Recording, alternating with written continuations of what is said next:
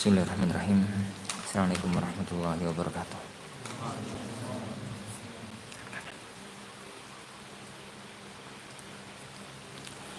Alhamdulillah nahmaduhu wa nasta'inuhu wa nastaghfiruh wa na'udzu billahi min shururi anfusina wa sayyiati a'malina. May yahdihillahu fala mudilla lahu wa may yudlil fala hadiya lahu. Asyhadu an la ilaha illallah wahdahu la syarika lahu wa asyhadu anna Muhammadan abduhu wa rasuluh.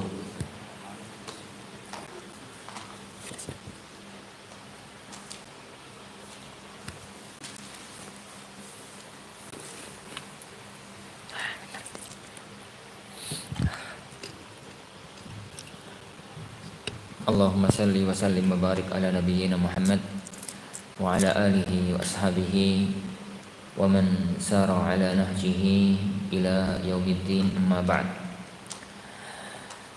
Ikhwani din azanillah wa iyyakum. Alhamdulillah, hanya dengan taufik dari Allah Subhanahu wa taala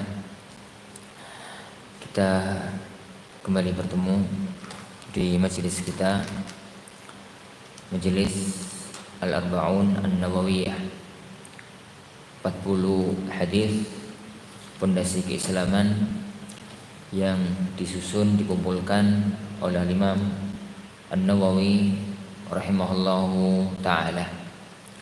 Setelah beberapa kali menauzur karena punya bayi 2.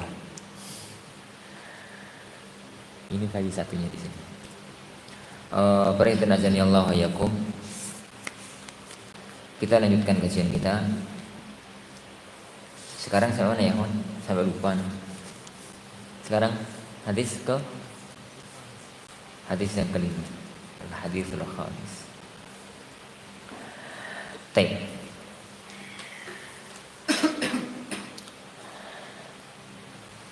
Al-haditsu al-khamisu. Hadis yang ke-5 dari Al-Arba'un An-Nawawiyah. An Ummil Mu'minin, dari Ummul Mu'minin, Ummi Abdillah Aisyah radhiyallahu anha, qalat, qala Rasulullah sallallahu alaihi wa ala alihi wasallam bersabda, man ahdatsa fi amrina hadza ma laysa minhu fahuwa raddun. Man ahdatsa, barang siapa yang melakukan ihdaats, melakukan sesuatu yang baru, fi amrina, dalam urusan kami, ma laysa minhu, yang perkara yang baru itu bukan bagian dari amr. Ma laysa minhu, kembalinya kepada amr. Fahuwa raddun, maka dia itu raddun, ay mardud, tertolak. Rawahul Bukhari wa Muslim, diriwayatkan Imam Bukhari dan Imam Muslim. Wa fi riwayatin li Muslimin, dan dalam riwayat Imam Muslim, Rasulullah sallallahu alaihi wasallam bersabda, man amila amalan, barang siapa yang melakukan satu amal perbuatan, laisa alaihi amruna, yang tidak ada landasannya, yang bukan termasuk perkara kami, fahuwa raddun, maka dia itu tertolak. Hadis ini barakallahu azani Allah wa iyyakum, diriwayatkan oleh Ummul Mukminin, yakni semua istri-istrinya Rasulullah sallallahu alaihi wasallam, yang tatkala Rasulullah sallallahu alaihi wasallam meninggal dunia, dia adalah istri beliau, maka dia adalah Ummul Mukminin. Dan itu ada 2 jenis. Ada yang mereka wafat duluan sebelum Rasulullah SAW meninggal dunia. Ada yang mereka itu adalah jandanya Rasulullah tatkala Rasulullah SAW meninggal dunia. Dan yang tatkala Rasulullah SAW meninggal dunia, sedangkan mereka masih istri beliau, itu yang masyhur dengan angka 9. Adapun yang tatkala Rasulullah masih hidup kemudian mereka meninggal dunia, itu ada 2.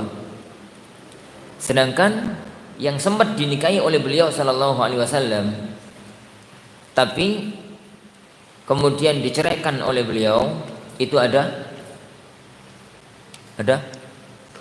dua. Jadi ada dua. Dan yang menjadi budaknya beliau yang sampai punya anak ada satu.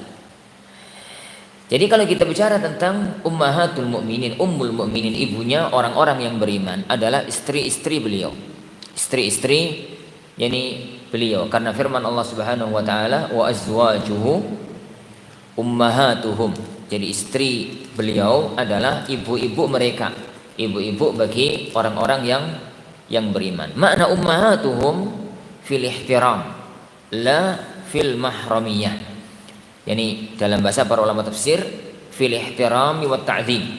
Yani status para ummahatul mukminin istri-istrinya Rasulullah sallallahu alaihi wasallam itu adalah ibunya orang-orang yang beriman, ibunya orang-orang yang beriman dari sisi wajib untuk menghormati, wajib untuk memuliakan sebagaimana seorang anak memuliakan ibundanya sendiri, bukan dari sisi yang lainnya, bukan dari sisi kemahraman, bukan dari sisi yang lain-lain, itu tidak, tapi murni dari sisi wajibnya untuk memuliakan, wajibnya untuk mengagungkan, wajibnya untuk membela kehormatan istri-istrinya Rasulullah sallallahu alaihi wasallam sebagaimana kita terfitrah untuk membela kehormatan ibunda kita masing-masing. Wa azwajuhu ummahatuhum. Tabi'an. Poin-poin yang Anda sebutkan tadi itu dari sisi hukumnya apakah mereka ummahatul mukminin ataukah tidak, maka terpecah menjadi tiga masalah. Yang pertama, para ulama sepakat bahwa yang mereka adalah istrinya beliau sallallahu alaihi wasallam sampai meninggal dunia, maka itu adalah ummahatul mukminin. Para ulama sepakat bahwa yang mereka adalah istrinya beliau sallallahu alaihi wasallam sampai meninggal dunia, maka mereka adalah ummahatul mukminin. Baik yang meninggal dunia itu Rasulullah sallallahu alaihi wasallam maupun yang wafat adalah mereka. Karena yang tetap menjadi istri Rasulullah sallallahu alaihi wasallam sampai meninggal dunia itu ada dua jenis. Ada dua macam. Yang pertama, beliau wafat duluan sebelum Rasulullah sallallahu alaihi wasallam, dan itu ada dua. Satu, yani as-siddiqatul kubra, yani siapa? Khadijah binti Khuwailid radhiyallahu anha. Khadijah binti Khuwailid radhiyallahu anha yang tatkala Rasulullah SAW menikah dengan Khadijah itu single, istrinya satu sampai Khadijah wafat, dari sejak umur 25 tahun sampai umur 50 tahun. Karena beliau sallallahu alaihi wasallam diutus jadi nabi tatkala itu ibunda Khadijah tatkala itu Rasulullah SAW umurnya 40 tahun. Sedangkan Khadijah meninggal dunia 10 tahun di tahun 10 kenabian. Berarti umurnya beliau SAW tatkala itu 50 tahun sejak umur 25 tahun. Itu yang pertama. Yang kedua, yang juga meninggal dunia saat Rasulullah SAW masih hidup adalah Zainab binti Huzaimah, bukan Zainab binti Jahsh. Zainab bintu Huzaimah. Itu yang meninggal dunia, dua orang yang meninggal dunia tatkala Rasulullah SAW masih hidup. Kelompok yang kedua adalah orang-orang yang masih hidup, istri-istri beliau yang masih hidup tatkala Rasulullah SAW meninggal dunia, dan mereka ada 9. Aisyah, Saudah, Hafsah, Safiyah, yani Ummu Salamah, Zainab binti Jahsh, siapa? Juwairiyah, terus Maimunah. Tinggal satu. Siapa yang belum disebut? Ummu Salamah kayaknya sudah. Ummu Habibah. Ummu Habibah yang belum disebut. Ummu Habibah. Baik. Dua kelompok ini atau dua mereka itu adalah para ummahatul mukminin ittifaqan yang disepakati oleh para ulama. Yang kedua, para ulama sepakat bahwa orang-orang yang sempat dinikahi oleh beliau sallallahu alaihi wasallam tapi enggak langgeng, maksudnya terjadi perceraian, maka mereka bukan ummahatul mukminin dan tidak berlaku hukum dan kedudukan sebagai ummahatul mukminin. Dan itu ada dua. Satu, al-mu'awwidzah, yang satu wanita yang di badannya ada cacat yang tidak diketahui oleh Rasulullah sebelumnya. Jadi yang pertama bintul Jawn, dia yang masyhur dengan al-mu'awwidzah, yang ngomong sama Rasulullah SAW di malam pertamanya, a'udzubillahi minka, faqala Rasulullah SAW laqad udti bi adzin ilhaqi ila ahlik, kamu telah minta perlindungan dalam perkara yang sangat besar, sudahlah pulang kembali ke rumah orang tuamu. Itu yang pertama. Yang kedua, seorang wanita yang dinikahi oleh beliau sallallahu alaihi wasallam, tatkala di malam pengantin itu, maka beliau melihat fi kashiha bayallah. Kash itu Arya sini putih-putih cacat gitu ya, putih-putih cacat. Kemudian beliau ngomong kepada keluarganya, laqad dallastum alayya. Dua orang ini sepakat bahwa para ulama sepakat bahwa keduanya bukan ummahatul mukminin dan tidak berlaku hukum sebagai ummahatul mukminin. Adapun yang ketiga yang ada khilaf di kalangan ahli ilmi, yaitu ummu waladi Rasulullah sallallahu alaihi wasallam. Ummu walad itu adalah budak beliau yang dikumpuli oleh beliau dan melahirkan anak beliau sallallahu alaihi wasallam, dan itu hanya satu, yaitu Maryah al-Qibtiyah, hadiah dari Muqawqis, azimu Misr, raja Mesir tatkala itu. Maryah al-Qibtiyah, itu ada khilaf di kalangan ahli ilmu apakah beliau masuk dalam jajaran ummahatul mukminin ataukah tidak. Dan yang pasti beliau bukan istri, tapi beliau dimiliki oleh beliau sallallahu alaihi wasallam dengan mulkul yamin, kepemilikan perbudakan, dan sampai melahirkan seorang anak yaitu Ibrahim alaihissalam yang meninggal dunia tatkala umurnya beliau 17 atau 18 bulan. Nah, Maryah inilah yang terjadi perselisihan di kalangan para ulama apakah masuk dalam jajaran ummahatul mukminin ataukah tidak masuk dalam jajaran ummahat al mukminin. Makanya kalau ada sebagian di antara mu'arrikhin atau sebagian di antara kalangan yang menyebut ummul mukminin Maryah, ya wis ora usah diseneni barno. Enggak usah diseneni barno, biarkan aja. Karena memang itu qaulun di antara pendapat yang muncul di kalangan para ulama. Dan perawi dari hadis ini adalah ibunda Aisyah radhiyallahu anha as-siddiqatu bintus siddiq, wanita jujur mulia yang dibebaskan oleh Allah dari 7 langit, dari langit yang ke-7, putra dari atau putri dari As-Siddiq Abu Bakar As-Siddiq radhiyallahu anhuma. Ummu Abdillah, Ummu Abdillah itu masyhur dengan kunyah dan bukan kunyah.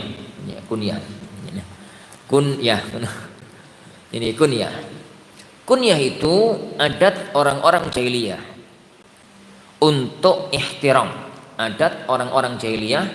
untuk ihtiram, menghormati orang. Jadi kalau di negeri Arab, kalau di negeri mereka menghormati orang itu urufnya kunyah. Kalau di negeri kita menghormati orang itu urufnya laqab kalau manggil. Jadi kalau mereka manggil sesama teman selevel itu ya nama.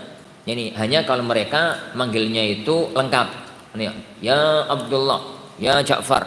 Kalau kita kan Dul Par. Itu selevel, itu selevel. Dul Par atau apa lah. Itu kalau negeri kita. Kalau urufnya mereka nggak punya singkatan. Yani mereka ada singkatan itu hanya dalam istilah-istilah yang panjang. Dalam istilah sastra namanya an-nahat. Nun, ha, ta. An-nahtu. An-nahat itu kayak bismillahirrahmanirrahim, basmalah. Yani inna lillahi wa inna ilaihi rajiun. Apa? Yani istirja. La haula wa la quwwata illa billah. Hauqalah. Hayya 'alas salah, hayya 'alal falah, hayya 'alah. Itu namanya an-naht. Dan istilah singkatan itu hanya ada pada itu. Nek jeneng itu nggak disingkat. Kalau sampai ada disingkat maka namanya tarhim. Dan at-tarhim itu bukan untuk singkatan, tapi ar-rahmah. Ini lir-rahmah, untuk menunjukkan kasih sayang. Jadi kalau misalkan orang namanya Ja'far dipanggilnya ya Ja'fu atau ya Ja'fa gitu, maka itu adalah untuk menunjukkan panggilan kesayangan, panggilan yani keharmonisan kalau sama istrinya begitu. Makanya yani tatkala Rasulullah SAW pulang dari Baqi, yang itu dibuntuti sama ibunda Aisyah radhiyallahu anha, yani dikira yani ke istrinya yang lain, ya biasalah wanita yang punya kan semacam itu, kawan bayinya wanita yang dimadu, jadi nggak usah dipermasalahkan. Yani tatkala itu pikiran ibunda Aisyah sudah ketutup, dalam arti nggak sadar kalau suaminya nggak mungkin berbuat semacam itu, karena suaminya ini adalah seorang nabi, seorang rasul. Ini ustadz muni iswai bukul. Tapi ya ini seorang nabi, seorang rasul nggak mungkin melakukan hal tersebut. Tatkala pulang Rasulullah itu melihat istrinya itu di atas tempat tidur ngos-ngosan, kasihan, masani, gitu, ada apa? Jangan-jangan mimpi kejar hantu atau apa? Ini. Maka beliau sallallahu alaihi wasallam mengatakan, "Mahyam ya Aish hasyan rabiyah."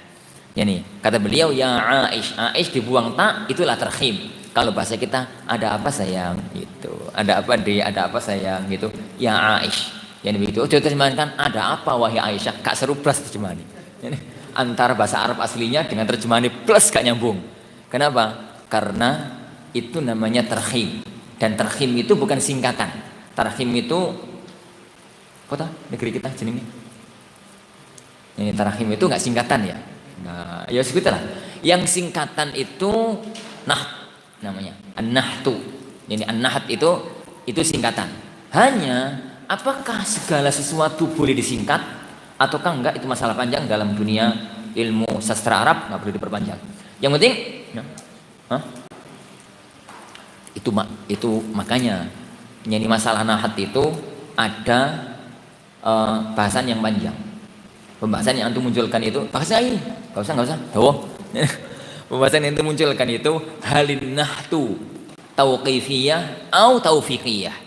Munculnya istilah Daesh, munculnya istilah Hamas, munculnya istilah itu dalam mazhab taufiqiyah. Sedangkan dalam mazhab tauqifiyah maka nggak ada. Sudah nggak usah dibahas kapan-kapan gitu nih, bahasa sastra ya maksud. Alaikulin ya Han. Ngomong-ngomong tadi gini mau. Ngomong apa ya Han? Tadi gini mau. Oh iya, ngomong Abdillah. Jadi Ummu Abdillah itu kunyah. Jadi mereka itu kalau urufnya orang-orang Arab sejak zaman jahiliyah, nek menghormati orang itu dengan kunyah, manggil hormat itu dengan kunyah. Kalau negeri kita kan manggil orang yang agak tua itu Mas, Kak, Cak. Nek menghormati ucap ciri ya Le, Cung. Kone. Yang serem apa? Cung. Cung. Nih rotok sepuh ya Mbak. Tua, agak tua, agak sedikit ya Mbak. Ya kecil ya Dek. Nih rotok tua mana ya Bule. Tua mana ya Bude. Tua mana ya Mbak. Tua nih mati. Ini Mbak gitu. Jadi semacam itu kalau negeri kita. Dan negeri mereka nggak kenal itu.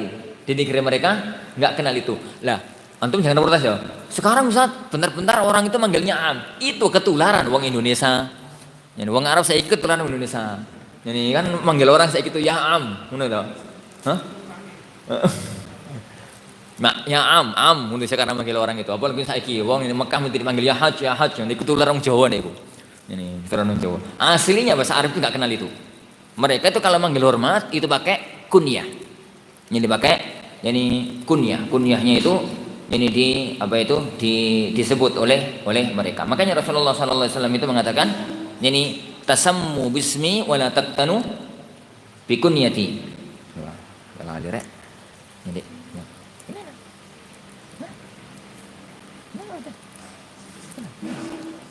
itu terusin bawah. Itu di bawahnya. Itu.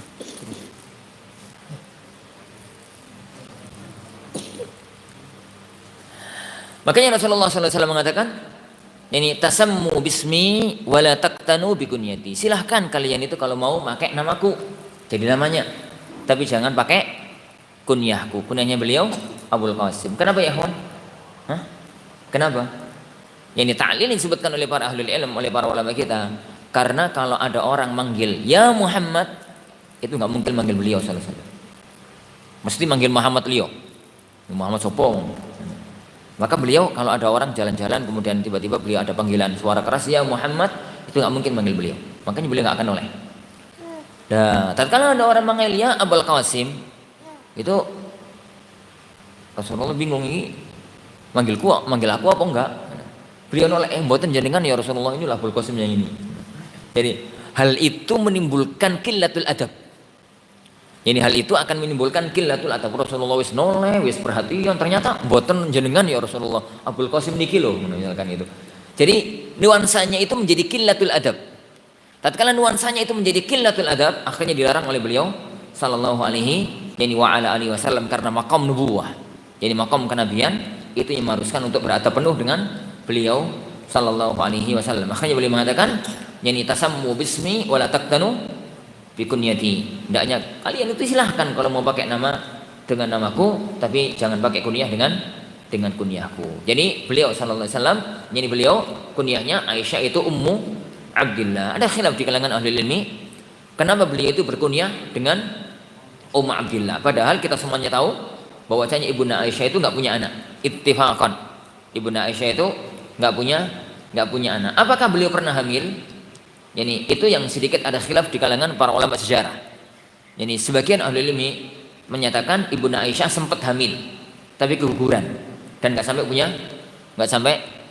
anak. Tapi riwayah fihi maqal, riwayahnya dipertanyakan. Yang masyhur di kalangan mu'arikhin, para ahli ilm, para ulama tarikh, bahwasanya Ibunda Aisyah radhiyallahu anha tidak pernah hamil, otomatis juga nggak pernah punya anak. Adapun Abdillah ada dua kemungkinan. Kemungkinan yang pertama itu adalah diambil dari ponakan beliau, Abdullah ibn Zubair. Karena Zubair bin Al-Awwam nikah dengan Asma binti Abi Bakar, kakak sebapaknya Aisyah. Yani kakak apa mbak? Kakak istilah wong Sumatera, mbak istilah wong Jawa. Jadi mbaknya Aisyah sebapak, begitu ya. Punya anak pertama namanya Abdullah ibnu Zubair, maka dengan nama Abdullah inilah beliau berkunyah.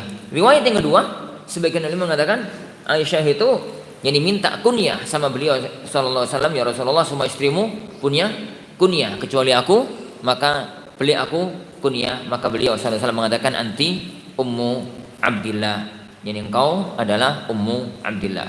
Itu kunyahnya beliau sallallahu alaihi wa ala alihi wasallam. Apakah kunyah termasuk di antara sunnah?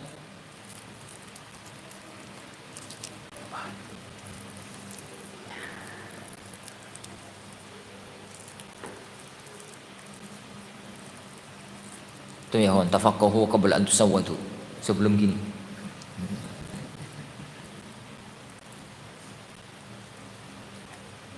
Yuk, nggak nyalahkan anak sih. Tapi banyak proyek ilmiah itu akhirnya macet. Ini banyak proyek ilmiah itu akhirnya macet. Kenapa? Ya nyekel komputer anak isi urip. Anak isi urip ya. Anaknya masih hidup, masih bangun. Ya gak jadi nyekel komputer ya, Wan. Iya, komputer itu gawe karuan. Nunggu tidur. Aku tuh melok tidur. Nunggu tidur mereka, tidurkan gitu ya. Anaknya belum tidur, anak udah tidur. Susah akhirnya. Ala kulin ya, kawan. Ini ala kulin. Alhamdulillah. Alhamdulillah. Namsyi ala qadarillah. Kita berjalan di atas takdir Allah Subhanahu wa taala.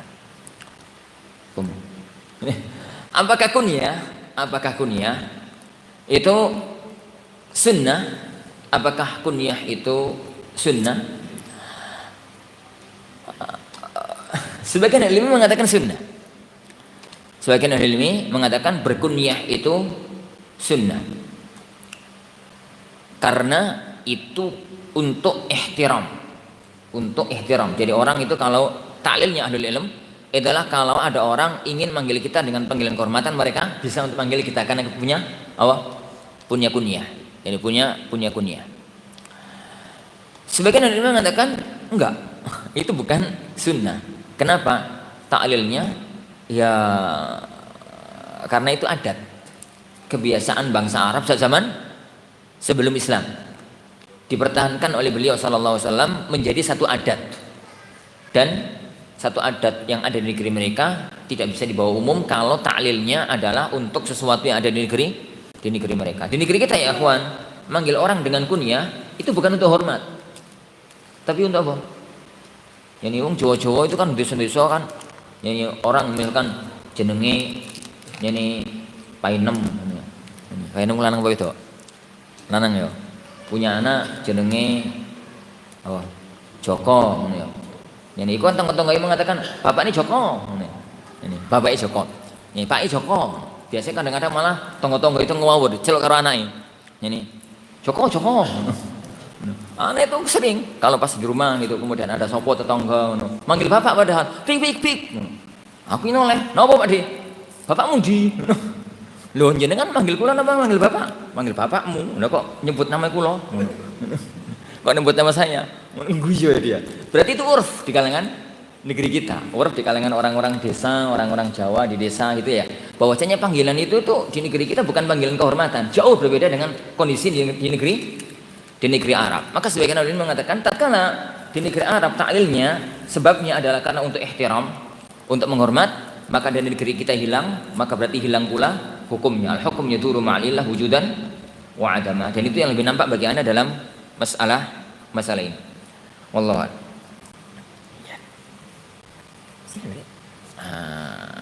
Gitu. Lanjut. An ummil mu'minin ummi Abdillah Aisyah radhiyallahu anha qalat. Qala Rasulullah, tentang sirahnya Aisyah ma'ruf, sudah enggak perlu dibahas. Qalat qala Rasulullah sallallahu alaihi wasallam man ahdatsa, yani man ahdatsa, barang siapa yang ahdatsa. Al ihdats itu yani fi'lu syai'in jadid lam yakun qablahu, melakukan sesuatu yang baru yang tidak ada contoh yang sebelumnya, itu ahdatsa. Yani itu ahdatsa. Jadi melakukan sesuatu yang baru, syai'un hadits, itu melakukan sesuatu yang baru yang tidak ada contoh atau landasan yang sebelumnya, tidak ada contoh yang sebelumnya.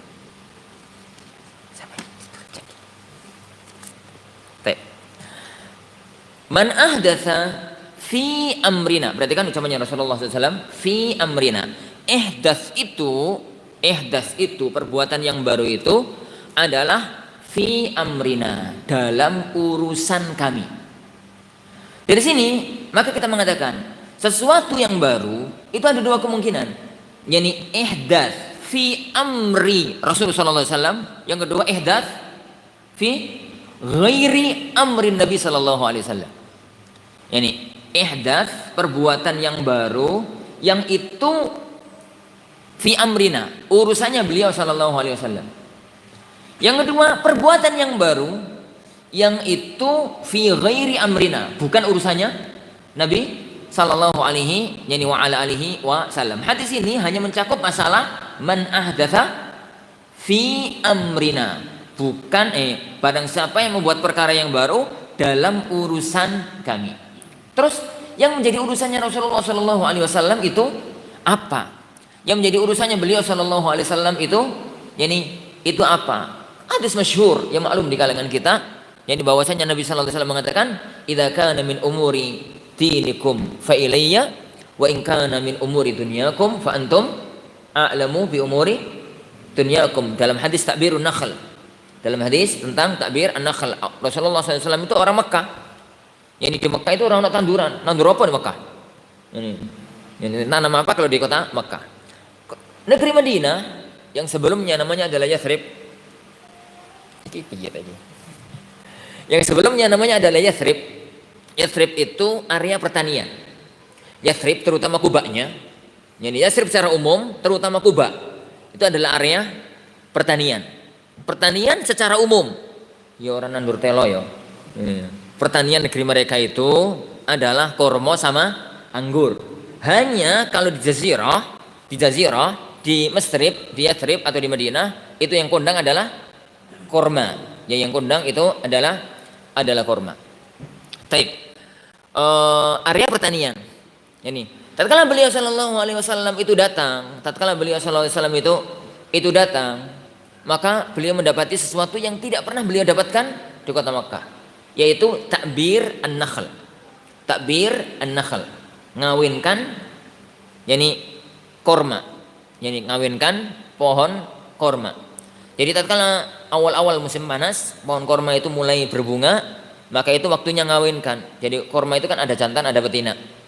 Ada laki-laki, ada perempuan, ada jantan, ada betina. Yang jantan itu diambil serbuknya, singkat ceritanya begitu aja lah. Diambil serbuknya kemudian ditaburkan satu demi satu. Ya cuma apa ya kawan? Satu kebun misalkan 200 pohon. Nah pohon korma itu kan gak kayak pohon keres. Ini pohon korma itu kan gede, tinggi, terus itu yang susah itu. Apa itu? Manjatnya itu loh, sakit semua. Ini itu naik, ditaburkan, turun lagi, naik satunya, naburkan, turun lagi. 200 ya remek, mana ya? Ini 200 ya remek. Rasulullah lihatnya itu capek, susah, ngapain tuh yo? Gitu. Sebagai orang yang nggak ngerti urusan tanam menanam, sebagai orang yang ngerti dunia, bagaimana harus ngopeni korma, maka beliau mengatakan lau tarakuhu la asmar. Barnowo paling juga buah, itu kalau istilah negeri kita. Itu terjemahannya. Ini lau asmar, lau tarakul asmar, bernobo biarkan aja, paling juga buah. Kalimat ini terdengar oleh sebagian sahabat, langsung viral. Ini karena share and like, ini itu langsung viral, menyebar dari mulut ke mulut, langsung viral ke semua penduduk kota Madinah. Rasulullah mengatakan lau tarakuhu la asmar. Dalam sebagian riwayat di situ, sebagian sahabat mengatakan Rasulullah nyuruhnya itu nggak usah ditakbir, biasalah begitu ya kawan. Jadi riwayat hadisnya nyampe kepada kita itu ada riwayat bil lafadz, ada riwayat bil makna. Riwayat bil lafadz, ya qala Rasulullah SAW innamal a'malu binniyat, gitu ya, innamal a'malu binniyat. Kalau riwayat bil makna, naha Rasulullah an bai'il gharar, itu kan pemahaman sahabat atas ucapan beliau tentang masalah jual beli gharar. Tapi lafadz Rasulullah dewi itu apa? Nggak jelas.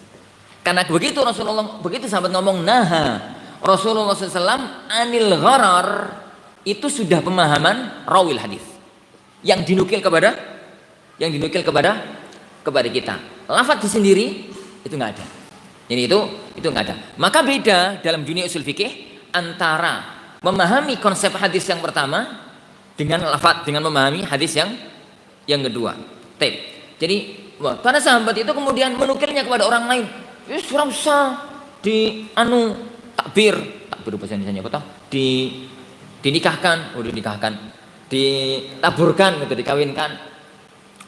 Rasulullah nggak boleh. Pada Rasulullah nggak ngomong nggak boleh loh. Rasulullah hanya ngomong lau tarakuhu la asmar. Yani la asmar. Akhirnya nggak ada yang itu tahun itu gagal panen. Ya pentil-pentil gugur, pentil-pentil yani jatuh gitu. Akhirnya mereka wadul sama Rasulullah sallallahu alaihi wasallam, makanya Rasulullah jangan kemarin ngomong gini ternyata ini panen ya Rasulullah. Rasulullah mengatakan idza kana min amri dinikum fa ilayya wa idza kana min umuri dunyakum fa antum a'lamu bi umuri dunyakum. Kalau begitu ya akan kesimpulannya min amrina man ahdatsa, min amrina adalah min amrid din, min amri ad-din, membuat perkara baru dalam urusan agama, ya, dalam urusan agama. Adapun kalau membuat perkara baru yang itu bukan urusan agama, yani yang itu bukan urusan agama, maka sama sekali nggak masuk dalam hadis ini, sama sekali tidak masuk dalam hadis ini. Oleh karena itu ya kawan, makanya kalau ada orang-orang yang mengatakan barang-barang bid'ah, pesawat bid'ah, speaker bid'ah, ini bid'ah, lu sopo atau masih mengatakan ini barang-barang bid'ah itu? Yang bid'ah itu min amri dinikum, min amrina. Adapun kalau tidak min amrina, maka ya tidak bid'ah. Makanya kan Imam Syafi'i rahimahullah taala sebagaimana dinukil oleh Imam Suyuti dalam Al-Amru bil Ittiba' wa Nahyu 'anil Ibtida', di tengah-tengah kitab beliau mengatakan Asy-Syafi'i itu mengatakan bid'ah itu nau'an, bid'ah hasanah dan bid'ah sayyi'ah. Tatkala beliau ngasih contoh bid'ah hasanah itu apa? Itu ternyata urusan dunia. Yani Sultanul Auliya, Sultanul Ulama, istilahnya para ulama itu kan menggelari Al-Imam Al-Ais Ibn Abdus Salam itu dengan Sultanul Ulama. Yo, lapo digelari dengan gelar itu? Apa gelar aja kok. Ini mereka beliau dalam kitabnya Qawaidul Ahkam fi Masalihil Anam, dan itu adalah salah satu kitab fondasi ilmu qawaid fikih, salah satu fondasi ilmu maqasidus syariah. Ini Qawaidul Anam, Qawaidul Ahkam fi Masalihil Anam. Beliau mengatakan bid'ah itu ada 5. Bid'ah itu ada 5. Ini bid'ah wajibah, bid'ah mustahabbah, bid'ah mubahah, bid'ah makruhah, bid'ah muharramah. Ini bid'ah muharramah. Kalau kita telah dengan contoh-contoh nih, kita akan temukan tatkala beliau mengatakan bid'ah, yani itu pada tataran bid'ah wajibah atau yang mustahabbah, minimalnya yang mubahah, ternyata itu bukan min amrina. Ternyata itu bukan min amrina. Secara bahasa iya, karena ihdats adalah melakukan sesuatu yang baru yang belum ada contoh yang sebelumnya, belum ada contoh yang sebelumnya. Baik. Man ahdatsa fi amrina hadza ma laysa minhu. Ma laysa minhu.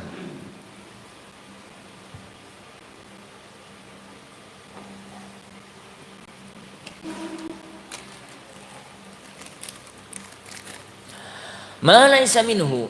Man ahdatsa fi amrina hadza ma laysa minhu. Melakukan perbuatan yang baru yang itu adalah perbuatan yang baru dalam agama. Tapi perbuatan baru dalam agama itu ma laysa minhu, yang memang bukan bagian dari agama. Membuat perkara yang baru kaitannya dengan syar'i, kaitannya dengan agama, padahal itu laisa ma laysa minhu, bukan bagian darinya. Perhatikan zaman ini, hewan. Ma laysa minhu. Ma laysa minhu itu adalah bahasa kasarannya perbuatan yang baru itu sama sekali tidak ada landasan, tidak ada dalilnya, tidak ada dalilnya. Ini gitu. Ini gitu. Ini gitu. Nah, tangan kanan. Tangan kanan. Tidak ada dalilnya, tidak ada landasannya, tidak ada hujahnya, itu maksudnya. Ma laisa minhu. Ini ya. Yang apa kan? Yani man ahdatsa, man utawi sapane wong. Ngono to. Ahdatsa sing membuat perkara sing anyar sapa man. Ngono to. Man ahdatsa fi amrina hadza, fi amrina hadza, dalam urusan kami ini. Ma apa ya, Wan? Ma mausul. Ma apa? Mantuk. Ini ma mausul. Yani ma itu mausul. Laisa minhu silatul mausul. Yani ma laisa, ma yani yang gitu ya, yang bukan sayang ya. Yani yang itu. Ma itu enggak ada. Minhu dari amr. Dari amr, hu kembalinya kepada amr. Jadi sesuatu yang baru itu tidak merupakan bagian dari amrina. Sesuatu yang baru yang dalam agama itu tidak ada yang bukan merupakan bagian dari syara'ina, bukan bagian dari amr, bukan bagian dari urusannya Rasulullah Shallallahu Alaihi Wasallam. Bahasa kasarannya kan berarti perkara yang baru dalam agama itu gonok landasani. Perkara yang baru dalam agama itu tidak ada landasannya, tidak ada dasarnya, tidak ada dalilnya, bahasa kasaran. Tidak ada dalilnya. Lah, tinggal kemudian bahasnya. Yang tinggal kemudian pembahasnya. Tatkala kemudian ada ini sebagian tatkala diskusi dalam masalah semacam ini ya, kawan. Makanya ini makanya ya, kawan. Contoh tatkala diskusi, tatkala antum misalkan mengatakan ini tatkala ini ada orang yang misalkan membuat misalkan setiap kali mau qomat salawat sih. Allahumma sholli ala sayyidina Muhammad Allahu akbar. Ngono ya. Ben arep salat. Ben arep qomat. Setiap mau qomat. Tatkala kemudian diklaim di antara ikhwah kita mengklaim itu bid'ah. Kenapa? Rasulullah sallallahu alaihi wasallam Rasulullah SAW tidak melakukannya. Rasulullah SAW tidak melakukannya. Ini yang dijak diskusi itu wong gak ngerti, kabeh bid'ah ngomong. Tapi kalau tidak jadi diskusi, itu ngerti. Jadi ngerti gitu ya, sama-sama pernah belajar. Itu bukan begitu cara diskusinya. Mereka itu mesti ngomong begini diskusinya. Lo. Sampeyan kok Jokowi ngono dulu toh. Hadisnya itu kan man ahdatsa fi amrina hadza ma laisa minhu. Sing bid'ah iku nek gono laisa minhu. Nek gak ono dalile. Selamat kula ono dalile. Yani man sallallahu alaihi salatan sallallahu alaihi biha asyra. Kada ila akhiri dzalika. Maka yang nanti menjadi titik masalah itu adalah benar enggak istidlal dengan dalil itu pada makom itu. Ujung-ujungnya balik ke usul fikih. Boleh enggak istidlal dengan dalil man shalla alayya salatan sallallahu alaihi biha asyra untuk makom itu. Itu dalam dunia usul namanya istidlal bidalalatil umum untuk khusus. Itu dhawabitnya bagaimana, kaidahnya bagaimana, perinciannya bagaimana, kaidahnya bagaimana, itu butuh penjabaran. Jadi ini ya ikhwan. Oleh karena itu ada satu yang perlu ana diskusikan, yaitu ya bahasa yang selama ini muncul di banyak teman. Nama bid'ah nggak pernah dilakukan oleh Rasulullah. Itu hindari bahasa itu. Bahasa itu nggak tepat. Ini. Kenapa kok bid'ah? Lah nggak pernah dilakukan oleh Rasulullah. Ini. Tidak semua perkara syar'i itu nggak pernah dilakukan oleh Rasulullah. Makanya kan para ulama, antum cobalah cek keterangan hadis ini di kalangan para ulama. Para ulama tatkala menafsirkan atau mensyarah hadis ini bukan begitu bahasanya. Yani ma laisa minhu itu tidak ada landasan syar'inya. Dan landasan syar'i itu nggak mesti perbuatannya beliau sallallahu alaihi wasallam.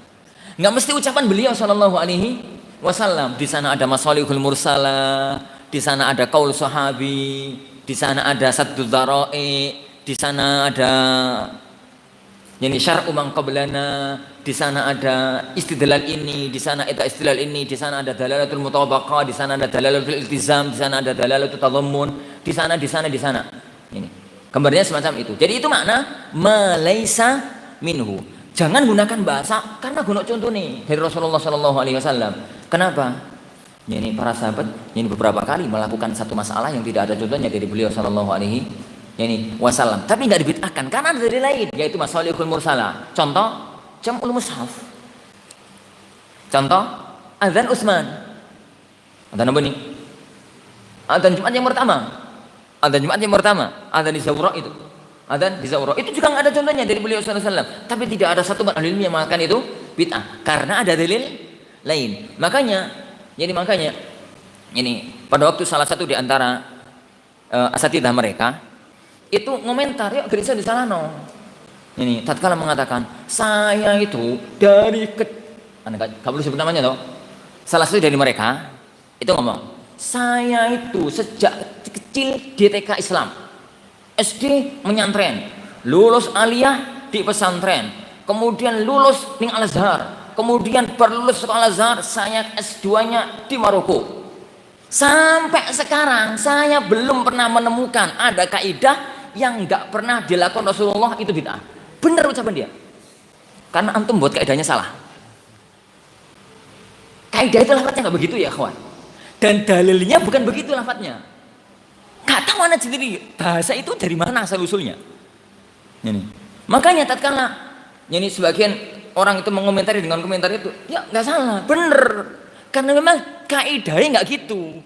Kaidah itu adalah man ahdatsa fi amrina hadza ma laisa minhu. Kaidahnya itu ma laisa minhu. Baru dikatakan bid'ah kalau memang nggak ada landasan syar'inya. Dan landasan syar'inya itu nggak mesti dalil qauli, nggak mesti dalil fi'li, nggak mesti perbuatannya Nabi, nggak mesti ucapannya Nabi. Bisa jadi dalil-dalil yang lain. Maklumlah dalam dunia usul fikih ada dalil lain. Ono qiyas, ono ijma, ono masalihul mursala, ono ini, ono ini, ono ini. Ini ono yang semacam itu. Sehingga nggak kemudian kalang kabut tatkala diskusi dibenturkan dengan masalah adzan zawra. Untuk adzan Utsman, piye sampean? Mereka embo lah ngono repotan. Ini. Kenapa? Adzannya Utsman itu posisinya dalil. Ngene toh? Karena beliau adalah khulafaur rasyidin. Sedangkan khulafaur rasyidin itu kalau Nabi sallallahu alaihi wasallam alaikum bi sunnati wa sunnati khulafaur rasyidin. Itu yang pertama. Yang kedua, tidak ada pengingkaran dari para sahabat. Berarti ijma sukuti. Kalau enggak malah ijma syar'i. Ijma sukuti. Dan ijma sukuti indal usuliyin, indah jumhurul usuliyin itu hujjah. Gitu. Yang ketiga, itu maslahah. Ini itu maslahah di luar hukum asal ibadah Allah. Jadi diskusi jadi jalan tatkala itu. Tapi tatkala kemudian kaidahnya kayak tadi, itu jadi kacau balau. Ini itu jadi kacau, makanya kaidah itu ojo gawe dhewe. Kaidah gawe dhewe. Ini para ulama tuh ya, kawan. Membuat kaidah itu berjalan dari satu abad ke abad yang lain, dari satu waktu ke waktu yang lain. Itu rumit ya, subhanallah. Lafat beda huruf pun gegeran. Lafat ya kawan beda huruf ngono kuwi ini gegeran. Ini kaya misalnya ya kawan. Hukum-hukum syar'i ada 5. 1 wajib. Itu kan geger para ulama. Enggak wajib, ijab. Cuma mengatakan ora wajib, ora ijab, ujub. Ngono gegeran. Doai Mas ngono. Doai ku sampean. Tapi di kalangan para ulama itu ora padha wae. Iku ribut gegeran suwi iku. Gegerannya itu ulama. Hanya sport dua, apa tuh bedanya? Ini gitu itu. Itu ini gitu itu. Tatkala mereka mendefinisikan misalkan tentang apa? At-taharah. At-taharah itu raf'ul hadath wa izalatun najis. Wa izalatun najis. Kan para ulama di belakangnya salah. Ora izalah tapi zawal lho ngono lho ya ribut gara-gara izalah karo zawal padahal jemani bahasa Indonesia padha menghilangkan.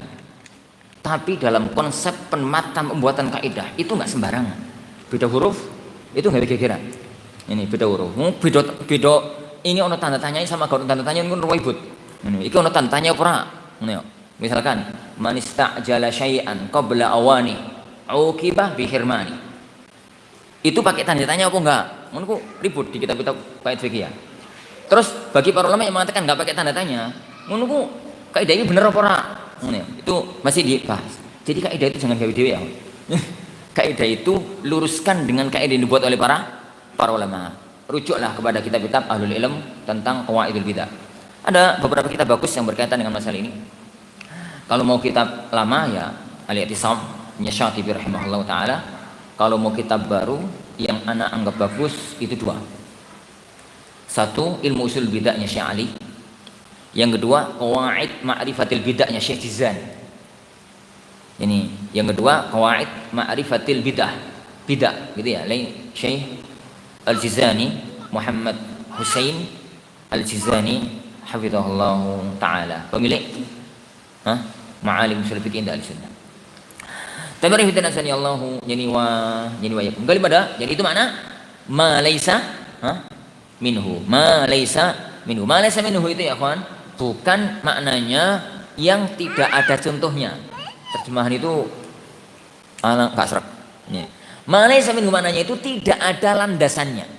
Jadi perbuatan baru itu enggak ada landasannya. Ya enggak dari kitab, ya enggak dari sunnah, ya enggak dari qiyas, ya enggak dari ijma', ya enggak dari masalihul mursalah, ya enggak dari ini, ya enggak dari itu, ya enggak dari itu, ya enggak dari qaul sahabi, ya enggak dari ini, enggak dari itu. Atau mungkin membawa landasan tapi istidlalnya salah. Juga tetap ma laisa yani ma laisa minhu. Itu bukan bagian dari agama kita. Raddun. Maka dia itu adalah rad. Rad itu masdar Dan masdar itu memiliki dua arti. Kadang-kadang rad masdar itu bermakna fa'il, kadang-kadang masdar itu bermakna maf'ul. Dan dalam hadis ini masdar artinya adalah maf'ul, yaitu mardud, fa huwa mardud, dan dia itu adalah amal itu tertolak. Amal tersebut tertolak. Fa huwa raddun ai fa huwa mardudun. Maka berarti ikhwan, hadis ini landasannya berarti patokan bid'ah itu dua yang ada dalam hadis ini. Yang pertama, ihdaats fid din, atau tiga lah. Yang pertama ihdaats, membuat perkara baru, itu yang pertama. Yang kedua, ihdaatsnya perkara baru itu dalam fi amrina, dalam urusan agama, bukan dalam urusan luar agama. Itu yang kedua. Yang ketiga, ma laisa minhu, tidak ada landasannya. Apabila tiga ini terpenuhi, maka memang dia itu adalah bid'ah. Baru kita sebut bahwasanya itu adalah perbuatan bid'ah, yakni yang disebut oleh beliau sallallahu alaihi wasallam fahuwa raddun, maka dia itu adalah rad, tertolak. Wallahu a'lam. Baik. Pada intinya Allah yani wa iyyakum. Dalam riwayat Muslim lafadznya beda. Lafadznya man 'amila 'amalan laisa 'alaihi amruna fahuwa rad. Kalau terjadi perbedaan riwayat, padahal itu satu makhraj dalam dunia hadis, maka itu ada dua kemungkinan. Apabila ada perbedaan riwayat, padahal itu satu pembahasan, satu jalur cerita, satu jalur cerita, satu jalur riwayat, maka itu ada dua kemungkinan. Kemungkinan yang pertama itu dua sabda Rasulullah yang berbeda dalam makna yang sama, mirip-mirip dengan Al-Quranul Karim. Tatkala Allah bicara tentang Nabi Adam itu ini berkali-kali, di Al-Baqarah yono, di Al-Kahfi yono, di ini yono, di ono itu ya dinanya itu ya. Jadi gambarannya kalau dengan pemahaman yang pertama, Rasulullah itu memang pernah ngomong man ahdatsa fi amrina hadza ma laysa minhu fawarad. Dan beliau juga pernah ngomong apa? Man amila amalan laysa alaihi amruna fahuwa raddun. Akhirnya karena itu satu masalah digabung jadi satu, seakan-akan itu jadi dua riwayat yang berbeda. Bedanya kalau man ahdatsa itu dalam sahihain, kalau man amila itu diriwayatkan Imam Muslim toh. Baik, itu yang pertama. Kemungkinan yang kedua itu ar-riwayatu bil makna. Itu ar-riwayatu bil makna. Jadi beliau sallallahu alaihi wasallam itu bicara itu sekali, yang hafal semacam itu, tapi kemudian terjadi perbedaan riwayat, karena meriwayatkan hadis itu boleh dengan makna, tidak harus dengan lafaz. Meriwayatkan hadis yang paling bagus itu dengan lafaznya, jangan dengan maknanya. Rasulullah SAW bersabda, "Nadharallahu ra'an sami'a maqalati fawa'aha wa hafidhaha fa'addaha kama sami'aha." Semoga Allah Subhanahu wa taala mencerahkan wajah seorang yang sami'a maqalati, mendengar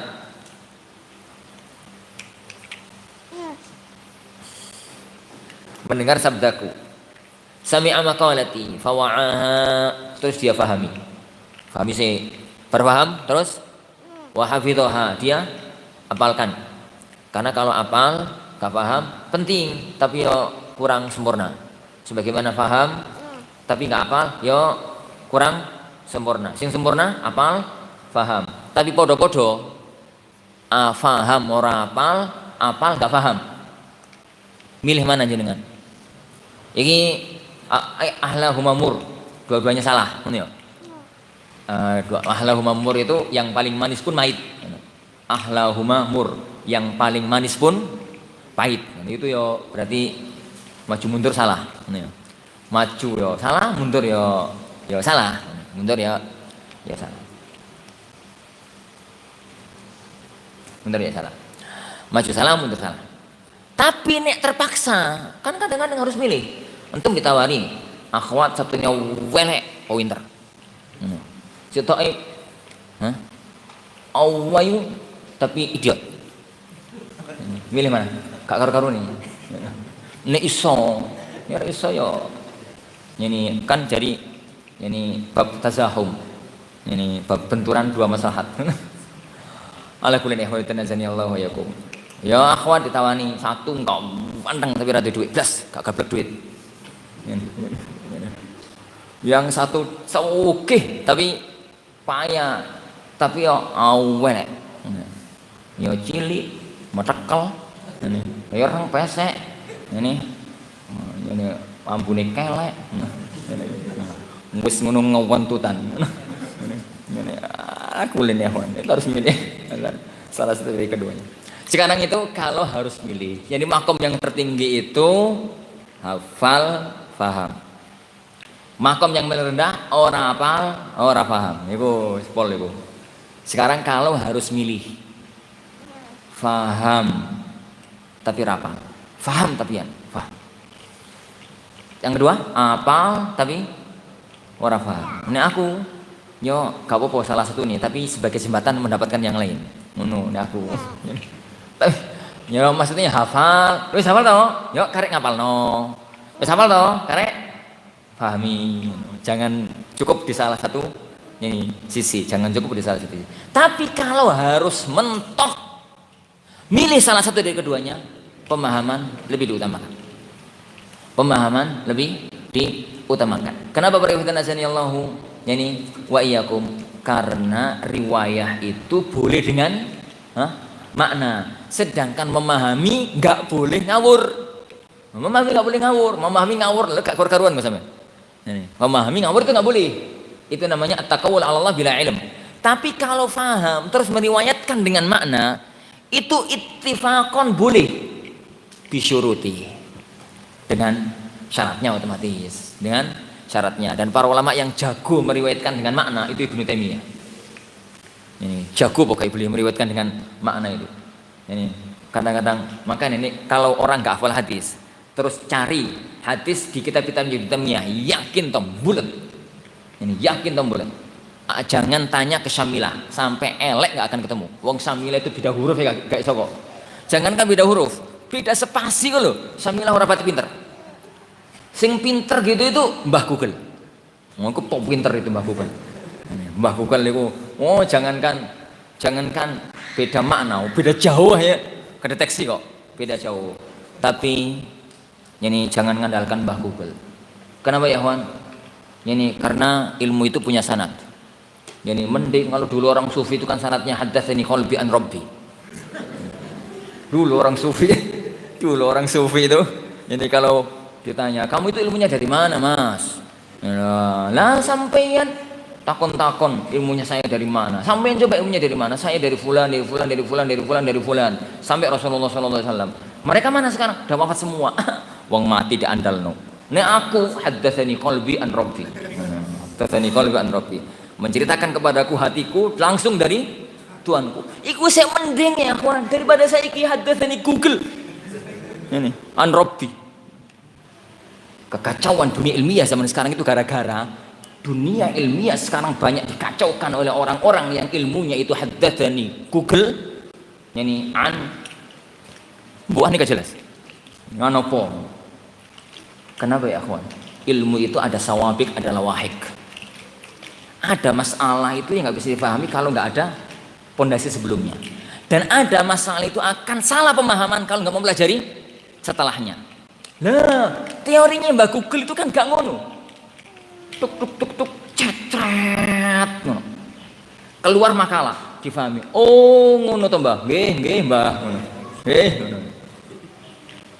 Dia nggak ngerti ini dibangun di atas masalah apa, lanjutan ini tuh kemana, ngertinya itu toh. Akhirnya kacau balau dunia ilmiah, ini makanya banyak kan ini mayat-mayat kaul bergantayangan di zaman sekarang kan gara-gara itu. Ini kenapa nggak punya sawabik, nggak punya lawahik? Maksudnya ya kawan, ya kawan, bukannya kami nggak tahu tentang adanya kaul-kaul yang aneh-aneh itu, ngerti pol, kebiasaan aku ngerti.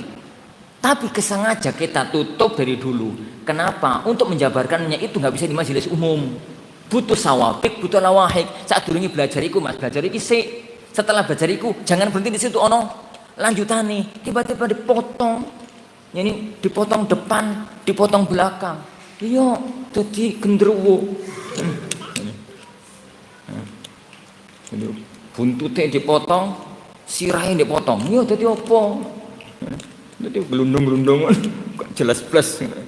Semacam ini, semacam itu. Ala kulli ikhwan azani Allahu ngomong apa? Ini yang semacam itu. Tapi kalau ada orang itu hadisnya Ibnu Taimiyah ini apa tuh ya lafadznya? Kok gak begini? Silahkan kalau mencari di Google. Toh kita nanti tahu setelah ketemu, oh lafadznya ini, cari ke kitab aslinya, cari ke kitab aslinya. Tatkala itu ini mungkin Syamilah atau mungkin aplikasi-aplikasi yang ada itu ini yang semacam itu. Yang mengherankan zaman sekarang ya kawan, sebagian mufti itu guru ini Google. Ya, sebagian mufti. Ana kemarin, ana semenesu. Gara-gara ada orang tanya, ana jawab apa adanya. Ada orang tanya ya, ana jawab nggak boleh akhi. Jadi nggak boleh. Jawabannya kenapa Ustaz? Kenapa kok nggak boleh? Aku geruwegetan. Astagfirullah. Seandainya iblis berani berbuat, mungkin nggak akan berani kayak dia. Lah wong ora ngerti apa-apa lho. Buka blog, tanya, jawab apa regan. Terus gitu, gak ngerti, gak berani ngomong wallahu a'lam. Tanya orang, ana yakin dia tuh gak akan paham apa yang saya maksud kemarin tatkala saya mentaklil. Ini.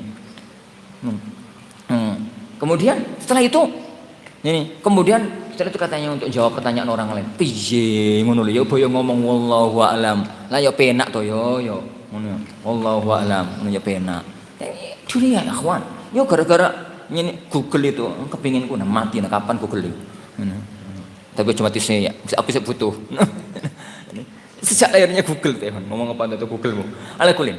Jadi periwayatan dengan makna, periwayatan ya akhwan dengan makna itu boleh. Makanya ada dua kemungkinan. Lafaz man amila amalan itu ada dua kemungkinan. Kemungkinan yang pertama itu memang Rasulullah SAW bicaranya dua kali. Kemungkinan kedua para perawi itu meriwayatkan dengan makna. Para perawi yaitu meriwayatkan dengan makna. Lafaz aslinya adalah man amila amalan. Lafaz kedua adalah lafaz aslinya adalah man ahdatsa. Lafaz kedua adalah man amila amalan. Tapi apapun, baik itu adalah kemungkinan yang pertama maupun itu adalah kemungkinan yang kedua, maka satu riwayat dengan riwayat yang lain yufassir ba'duhu ba'dha. Kenapa? Karena rawi adra bima rawa. Seorang perawi itu lebih paham tentang apa yang dia riwayatkan. Ar-rawi adra bima rawa. Perawi itu lebih paham tentang apa yang dia riwayatkan. Dalam arti para hadirin azanillahu wa iyyakum, daripada memahami man amila dengan pemahaman sendiri, fahamilah man amila maknanya adalah man ahdatsa. Baik.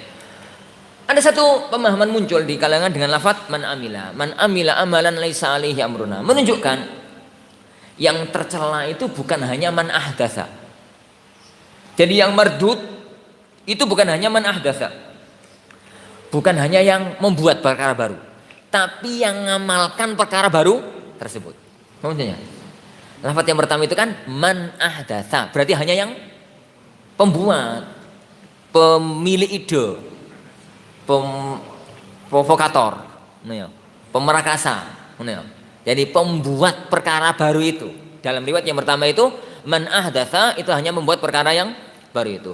Nah, dengan lafaz yang kedua itu enggak, pokoknya siapapun yang mengamalkan, karena man amila amalan, barang siapa yang mengamalkan, man amila amalan laisa alaihi amruna, yang amal itu tidak ada landasannya dari urusan kami.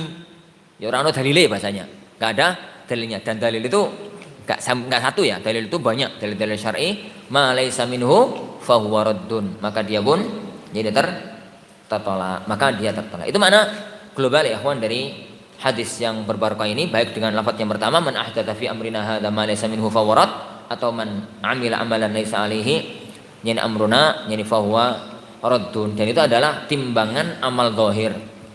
Timbangan yani amal zahir.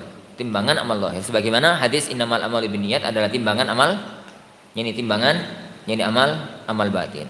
Jadi kalau urusan keikhlasan, urusan niat, itu patokannya adalah innamal a'malu binniyat wa innamal likulli imri'in ma nawa. Adapun kalau urusan yang zahir, maka patokannya adalah man ahdatsa fi amrina hadza ma laysa minhu fa waradun, atau man amila amalan yani man amila amalan ma laisa minhu, yani laisa min amrina fahuwa raddun, maka dia itu adalah tertolak. Baik. Perhatian azani Allahu, yani wa yakum itu makna dari hadis yang ada di hadapan kita. Mereka itu penjabarannya ya kawan, pembahasan tentang masalah bid'ah itu butuh qawaid, butuh dhawabit. Itu butuh qawaid, butuh dhawabit. Ana syaratkan antum untuk membaca dua risalah yang ana sebutkan tadi. Ini risalah mu'asir. Ana sebutkan risalah mu'asir karena lebih mudah daripada itisam, agak beberapa masalahnya agak rumit. Syatibi rahimahullahu taala, pemilik Muwafaqat Syatibi rahimahullahu taala. Kitab ini ilmu usul bidah, ilmu usul al-bidah, atau kitab-kitab yang semacam itu. Tapi ada kitab bagus yang Anda sebutkan tadi, Qawaid Ma'rifatul Bidah, dari Syekh Muhammad Hussein Al-Jizani, yani rahimahullahu hafizahullahu taala. Kitabnya enggak tebal kok. Segitu kitab untuk itu. Sekitar 200-an halaman. Baik. Perhatian Allah yakum. Jadi itu hadis yang ada di hadapan kita. Jadi hadis ini kaitannya adalah yang berkaitan dengan masalah berkaitan dengan masalah bid'ah. Oleh karena itu para ulama kita mengatakan, buka buku. Ulama kita mengatakan bahwa amal itu bisa dianggap yunnah apabila sesuai dengan sunnahnya Rasulullah SAW pada 6 perkara. Ini Syekh Utsaimin rahimahullah taala beberapa kali menyebutkan ini dalam kitab-kitabnya. Amal itu dianggap sunnah apabila sesuai dengan syariatnya, sesuai dengan amr, sesuai dengan syariatnya Rasulullah SAW dalam 6 perkara. Yang pertama ya kawan, sama dalam sebabnya, sama dalam sebab. Yang kedua, sama dalam tata cara. Ketiga, sama dalam tempat. Yang keempat, sama dalam waktu. Yang kelima, sama dalam jumlah. Yang keenam, sama dalam hay'ah.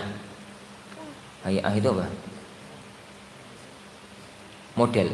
Ya, model. Kalau kaifiyah tadi tata cara. Hay'ah itu model. Nah. Baik, yang pertama sama dalam tempat. Maksudnya kalau syariat itu mensyariatkan sesuatu yang ada kaitannya dengan tempat, maka jangan langgar tempat itu. Harus sama tempatnya. Apa contohnya, kawan?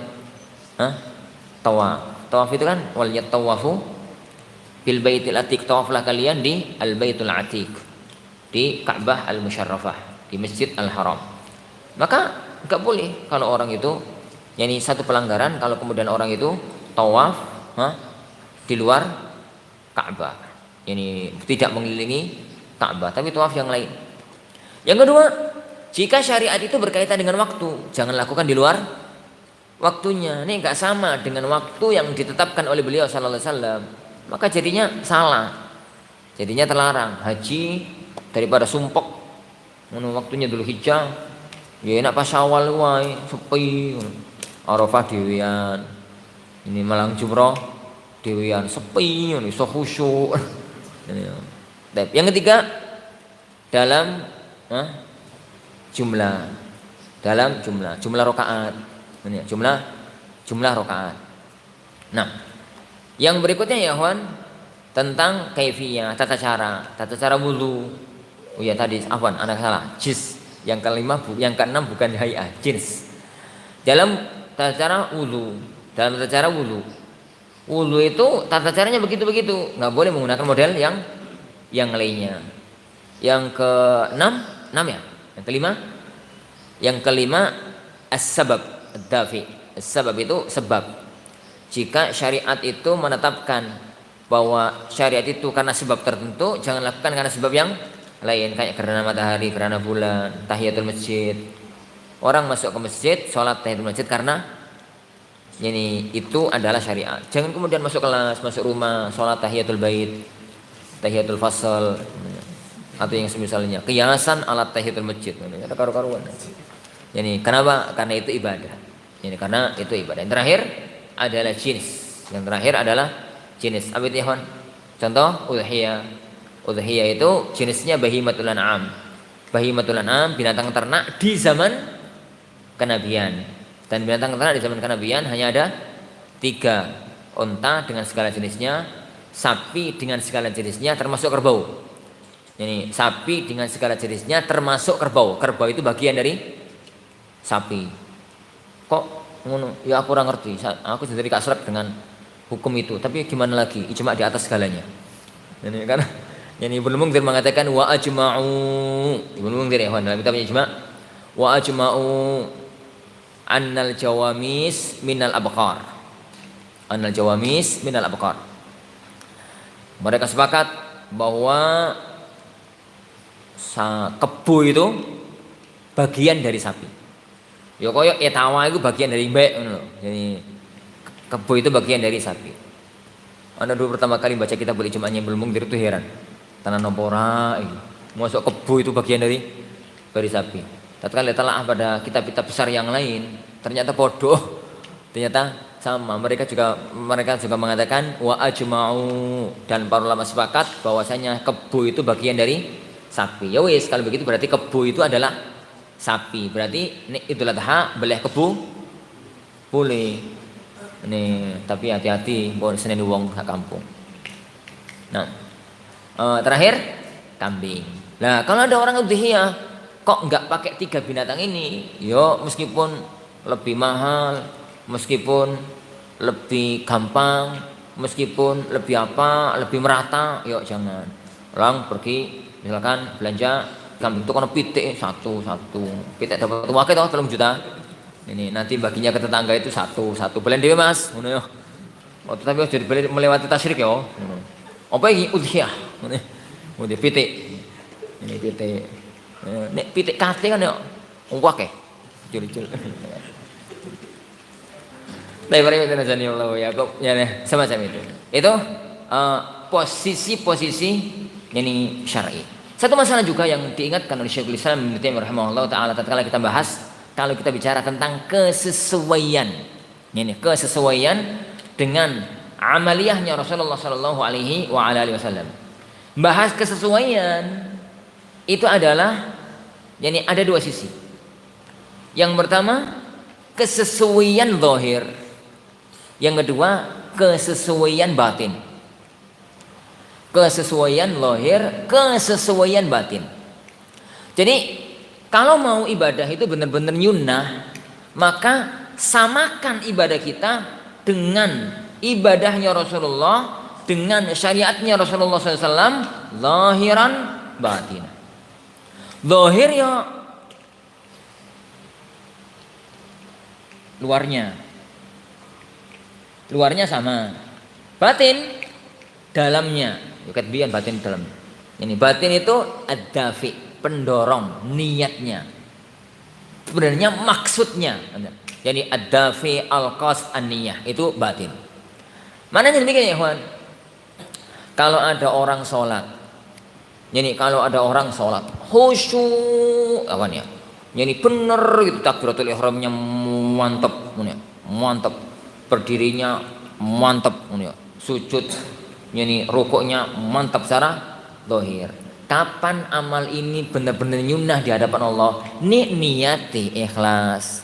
Kan Rasulullah biyen tatkala salat itu ya bener zahire, ya bener batini. Lah kalau kita itu ingin salatnya itu nyunnah, benar-benar nyunnah kayak salatnya Rasulullah, berarti ya tirulah Rasulullah dalam salatnya zahiran batinan. Gitu ya, zahiran batinan. Lah itu jelas kalau itu jelas. Sekarang kalau terjadi benturan antara zahir dan batin, itu apa yang harus kita pegang? Apa contohnya, Ikhwan? Amal perbuatan Nabi Sallallahu Alaihi Wasallam yang diamalkan karena niat tertentu, ternyata kemudian terjadi dengan perkembangan zaman Kalau diamalkan kayak Nabi, berarti benturan antara lahir dan batin. Lah, kalau mau nyunah, itu ikut yang lahir apa ikut yang batin? Ini contoh. Syekhul Islam bahas ini dalam Al-Wasiyatus Sughra, isyarat ya. Di Majmu' Fatawa beliau membahas di beberapa tempat. Tapi yang kalau mau ngambil kitab yang kecil, ini di Al-Wasiyatus Sughra beliau memberikan isyarat tentang hal ini. Contoh ya, pakaian. Rasulullah SAW itu dulu pakaiannya apa ya? Izar warida. Itu pakaian yang lumrah dipakai beliau. Kadang-kadang ya pakai jubah, kadang-kadang ya pakai komis wasirwal, kadang-kadang. Kenapa beliau kok makainya izarun warida? Pakai jubah, pakai apa? Kenapa? Ya itu zahirnya toh. Taib. Maksudnya beliau pakai pakaian semacam itu kenapa? Mengikuti uruf yang berkembang di masyarakat. Taib. 1400 tahunan lebih berjalan dari negeri Jaziratul Arab terbang Islam ke negeri kita. Ini nggak tahu lewat mana, pokoknya sampai ke negeri kita. Akhirnya di negeri kita dalam masalah ini terjadi benturan. Nek mau mengikuti pakaiannya Rasulullah zahiran, yuk jubahan. Iku bahasa gampang ini jubahan. Pakaian izar warida ya tambah repot. Kalau mau mengikuti pakaian beliau batinan, sarungan. Karo baju koko. Nah, sekarang kita katakan dalam kondisi semacam ini di Indonesia kadang-kadang benturan, kadang-kadang orang. Di mana enggak benturan? Yo di kampung Arab, di kampung pesantren itu enggak benturan. Kalau di antum enggak kebenturan kali itu. Jadi karena memang lumrahi, uruf masyarakat situ yo jubahan. Dan itu di semua kawasan pesantren besar mesti kayak gitu. Yo NU yo Muhammadiyah yo Salafi yo Jamaah Tabligh.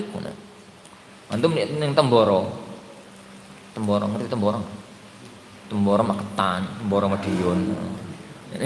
Ini Temboro, kampungnya saudara-saudara kita dari Jamaah Tabligh. Itu masya Allah, sak kecamatan itu, yuk kayak di Madinah nuansa jirin nih aku ya rotorono katanya, nuansanya itu biasa, jadi sudah normal. Mana-mana ya ada orang cadaran, ya mana-mana ya pakai jubah, dodolan ning sawah ya jubahan ngurus biasa. Memang lumrahe ngono, ya nguli barang karo jubahan wis biasa. Jadi kayak orang di sana. Ini kayak orang di sana. Ya, semacam. Di teman-teman semacam itu berarti zahir batin enggak ada masalah. Kayak di kawasan Al-Furqan bareng ngono ya enggak ada masalah. Kawasan di sini ya enggak ada masalah insyaallah. Tapi sekarang itu kita membahas di kawasan-kawasan yang enggak lumrah. Nah, pakaian semacam itu enggak lumrah. Taib. Dan kalau pakai semacam itu enggak sampai syuhra ya, kita bahas syuhra. Mana yang lebih dekat? Ini mutaba'atul zahir atau mutaba'atul batin? Mutaba'atul batin akrab, sebagaimana dikatakan oleh para ulama. Kalau sampai benturan. Kenapa? Karena tatkala Rasulullah berbuat semacam itu, maunya jelas. Maunya itu adalah karena mengikuti uruf masyarakat. Maka kalau mau mengikuti beliau, ikutilah uruf masyarakat yang berlaku. Makanya pakaian yang paling baik ya kawan, itu adalah pakaian yang sesuai dengan kondisi. Yang sesuai dengan kondisi apa? Yo kadang-kadang ini, kadang-kadang ngono. Bal-balan ya baju bal-balan, sawah ya baju sawah. Jadi turu ya baju tidur, salat ya baju salat, talim ya baju talim, semacam itu. Itu yang terbaik, yang sesuai dengan uruf yang berkembang di tengah masyarakat. Wallahu alam bishawab. Ini beberapa masalah yang berkaitan dengan hadis yang kelima, man ahdatsa fi amrina hadza ma laysa minhu fa huwa raddun. Maka dia itu adalah tertolak.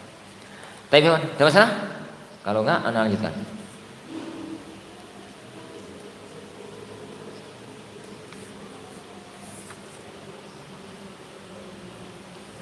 Coba lagi, bisa.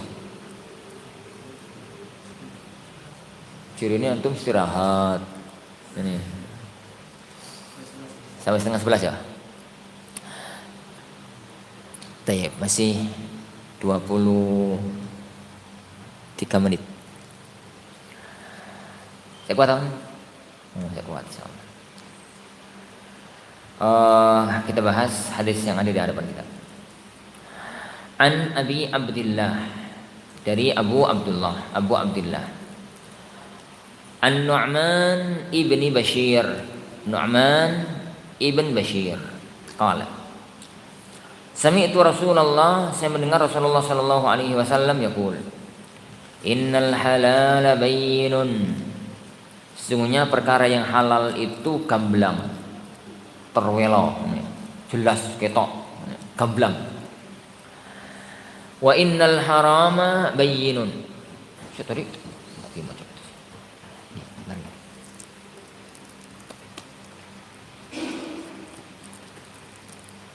wa innal harama bayyin, dan sesungguhnya perkara yang haram itu sangat jelas. Wa bainahuma umurum mushtabihat, antara keduanya itu perkara yang mushtabihat. Mushtabihat itu yang samar-samar. Tadi bentar. La ya'lamuhunna katsirun minan nas, banyak orang yang enggak tahu perkara itu hakikatnya. Faman ittaqa syubuhati, barang siapa yang dia itu menghindar dari perkara-perkara yang syubhat, faqad istabra'a li dinihi wa 'irdihi, maka dia telah menyelamatkan, membebaskan agama dan kehormatannya. Wa man waqa'a fi syubuhat, barang siapa yang terjerumus dalam perkara syubhat, waqa'a fil haram, pasti nanti akan terjerumus dalam perkara yang haram. Karra'i yar'a haulal hima, kayak seorang pengembala yang mengembala di area hima, di area hima. Yushiku ayyar ta'afi, hampir saja binatang gembalaannya itu akan masuk ke area hima terlarang tersebut. Ala ketahuilah, wa inna likulli malikin hima, semua raja itu mempunyai area terlarang. Ala wa inna himallahi maharimuh, ketahuilah bahwasanya hima Allah itu adalah yang Allah haramkan. Ala wa inna fil jasadi mudghah, ketahuilah bahwasanya dalam tubuh manusia itu ada segumpal daging. Idza saluhat saluhal jasadu kulluh, apabila baik maka baik semua badannya. Wa idza fasadat fasadal jasad, ketahuilah bahwasanya segumpal daging itu adalah kalbu. Rawahul Bukhari wa Muslim, diriwayatkan Imam Bukhari dan Imam Muslim. Baik. Parintanazani Allah wa iyyakum, An-Nu'man ibnu Bashir radhiyallahu anhuma, beliau Nu'man dan bapaknya Bashir sama-sama sahabat.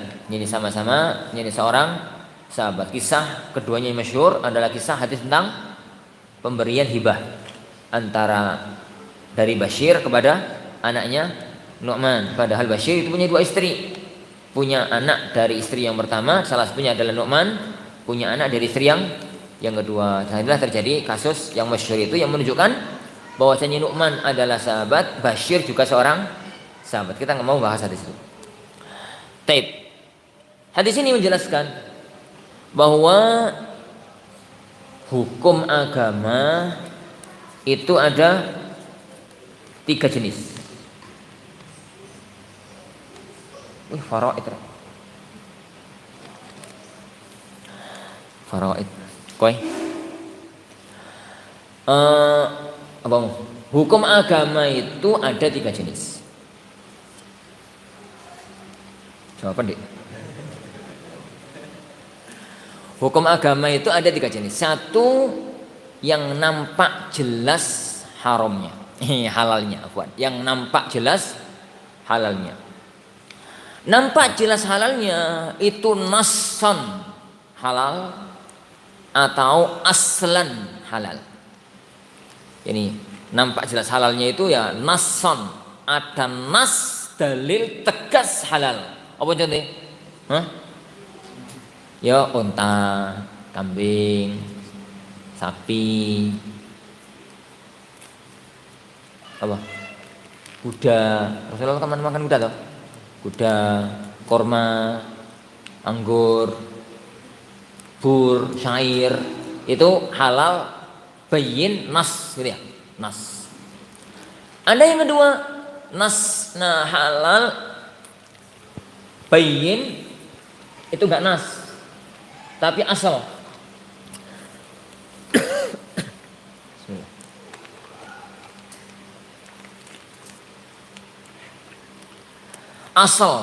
Asal itu hukum asal. Hukum asal segala sesuatu itu halal selagi tidak ada dalil yang menunjukkan hukum lain. Contoh sego pecel menurutku halal bayyin. Ini sambal terasi tuh halal bayyin. Dan yang lainnya. Enggak ada dalilnya nasi. Enggak ada dalilnya nasi. Penetrasi belas tambahan.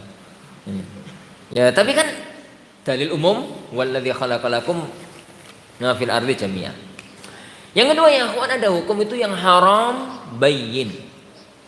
Haram bayyin itu ya nasson secara nas haram.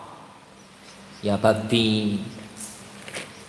Yani apa lagi? Yang lain-lainnya lah. Ini dolek yang haram bayyin kok repot men. Ini babi gitu lah gampang. Ini babi. Babi ku yang haram bayyin itu pun babi darat. Ini babi laut ya fihi hilaf. Babi laut. Ngerti babi laut ya, Mas? Babi laut itu ya, bukan anjing laut, bukan singa laut. Babi laut. Ada toh? Ada di kitab-kitab fikih, aku ya orang tahu. Jadi bukan penguin. Ada binatang itu namanya khinzirul ma.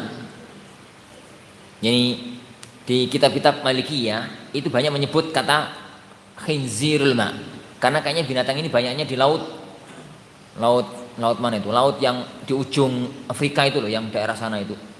Jadi kitab-kitab para ulama yang dari Andalus itu banyak nyebut khinzirul ma. Babi air. Babi air. Ala kulin babi lah. Atau aslan itu ya secara kaidah itu jelas haram. Secara kaidah itu jelas haram. Ini. Lah, ada yang ketiga. Antar ketiganya itu ada mustabihat. Atau kalau orang negeri kita nyebutnya syubuhat. Mustabihat, perkara yang samar. Dikatakan halal kok nyerempet haram, koyoke haram, dikatakan haram kok koyoke halal. Itu namanya syubuhat, mustabihat. Kenapa kok sampai ada perkara yang mustabihat? Kenapa kok sampai ada perkara yang mustabihat? Ada banyak faktor yang menyebabkan perkara itu menjadi syubuhat, menjadi mustabihat. Yang pertama, karena ketidakjelasan dalil. Bahasa kasarannya ada khilaf di kalangan para ulama. Satu mengatakan halal, satu mengatakan haram. Dan kita nggak bisa memastikan, merojihkan antar keduanya. Maka perkara itu menjadi syubhat. Yang kedua, halalnya zahir, tapi nek dijalani akan nyerempet-nyerempet haram. Jadinya pun syubhat. Jadinya pun syubhat. Atau yang ketiga, haramnya zahir, tapi sangat dibutuhkan, repot kalau diharamkan. Akhirnya kan jadi halal lah, akhirnya jadi syubhat. Atau mungkin karena ketidakjelasan dalil. Jadi nggak ada dalil yang tegas dalam masalah itu, akhirnya terjadi kesamaran hukum. Jadi banyak faktor yang menyebabkan hukum itu samar. Ada yang halalnya jelas, ada yang haramnya jelas. Haramnya jelas.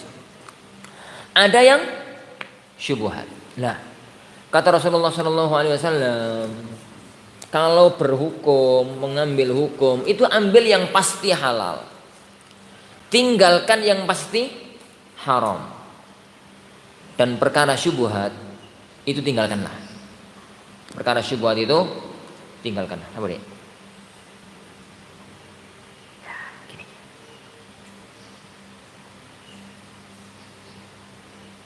Anak zaman sekarang itu HP ya. Ini aja, lihat padi. Padi. Apa tadi? Yang syubhat ya akhwan. Itu kata Rasulullah SAW, kalau mau agamamu selamat, maka hindari. Meskipun gak jelas haramnya, tapi kan gak jelas halalnya. Rasulullah itu memberikan gambaran kayak hima. Hima itu apa ya? Hima itu di zaman dahulu. Yani di zaman dahulu ya kawan, lambang kemewahan dunia di zaman dahulu. Salah satunya adalah kendaraan. Lah, kendaraan zaman dahulu itu himar, kuda, unta. Nih himar itu kendaraannya orang miskin, menengah ke bawah. Kendaraan orang kaya itu unta atau kuda. Tapi ya unta itu pun berkelas. Ada unta yang biasa, ada unta yang mahal banget, unta yang merah. Istilahnya yang masyhur adalah humur an-na'am. Humur na'am itu, humur na'am satu dapat unta yang lain 1000. Larang. Kalau nggak raja, kalau nggak putra mahkota nggak mampu beli. Menteri nggak bisa beli. Saking ini mahalnya. Ya kayak sekarang lah. Ono mobil harganya 5 miliar. Itu kono cherry kok salun-alun. Podo-podo mobile, podo-podo roda 4, podo-podo dinaiki, podo-podo jalane. Tapi ya satu harganya 5M. Harganya 5 miliar. Yang satu harganya 1 jutaan. Cherry itu 1 jutaan. Ya kan berarti dapat 50. Masa 50? 500. Dapat 500 cherry. Kan salun-alun. 500 coba cherry salun-alun. Iku diurupno mobil siji. Ngene ya, diurupno mobil satu. Ya kira-kira semacam itulah. Jadi kira-kira ya semacam itu. Ya sama ya kawan. Mobil yang 5 miliar. Itu sama mobil cherry ya sama. Ini kalau bensinnya sama-sama macet. Ini kena paku sama-sama bocor. Kone diduki ya sama-sama duduk. Kone lampu merah ya sama-sama berhenti. Podo, ini sama, gaya tok. Ini gaya tok. Onto juga begitu dulu, onto merah sama onto biasa ya sama. Yo sama-sama mangan rumput. Yo onto yang mahal itu ya makanya nggak emas, ya rumput. Yo minumnya ya dedek. Apa itu namanya? Ini air itu. Ini. Yo apa gitu. Waktunya BAB ya BAB. Waktunya pipis ya pesing meskipun mahal.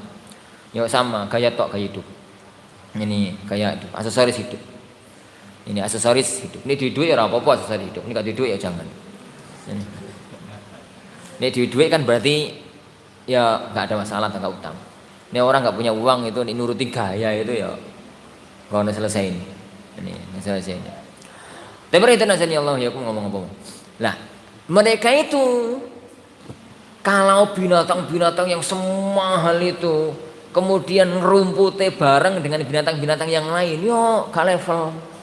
Harus ada tempat khusus yang mereka persiapkan hanya untuk onta dan kudanya para raja yang bisa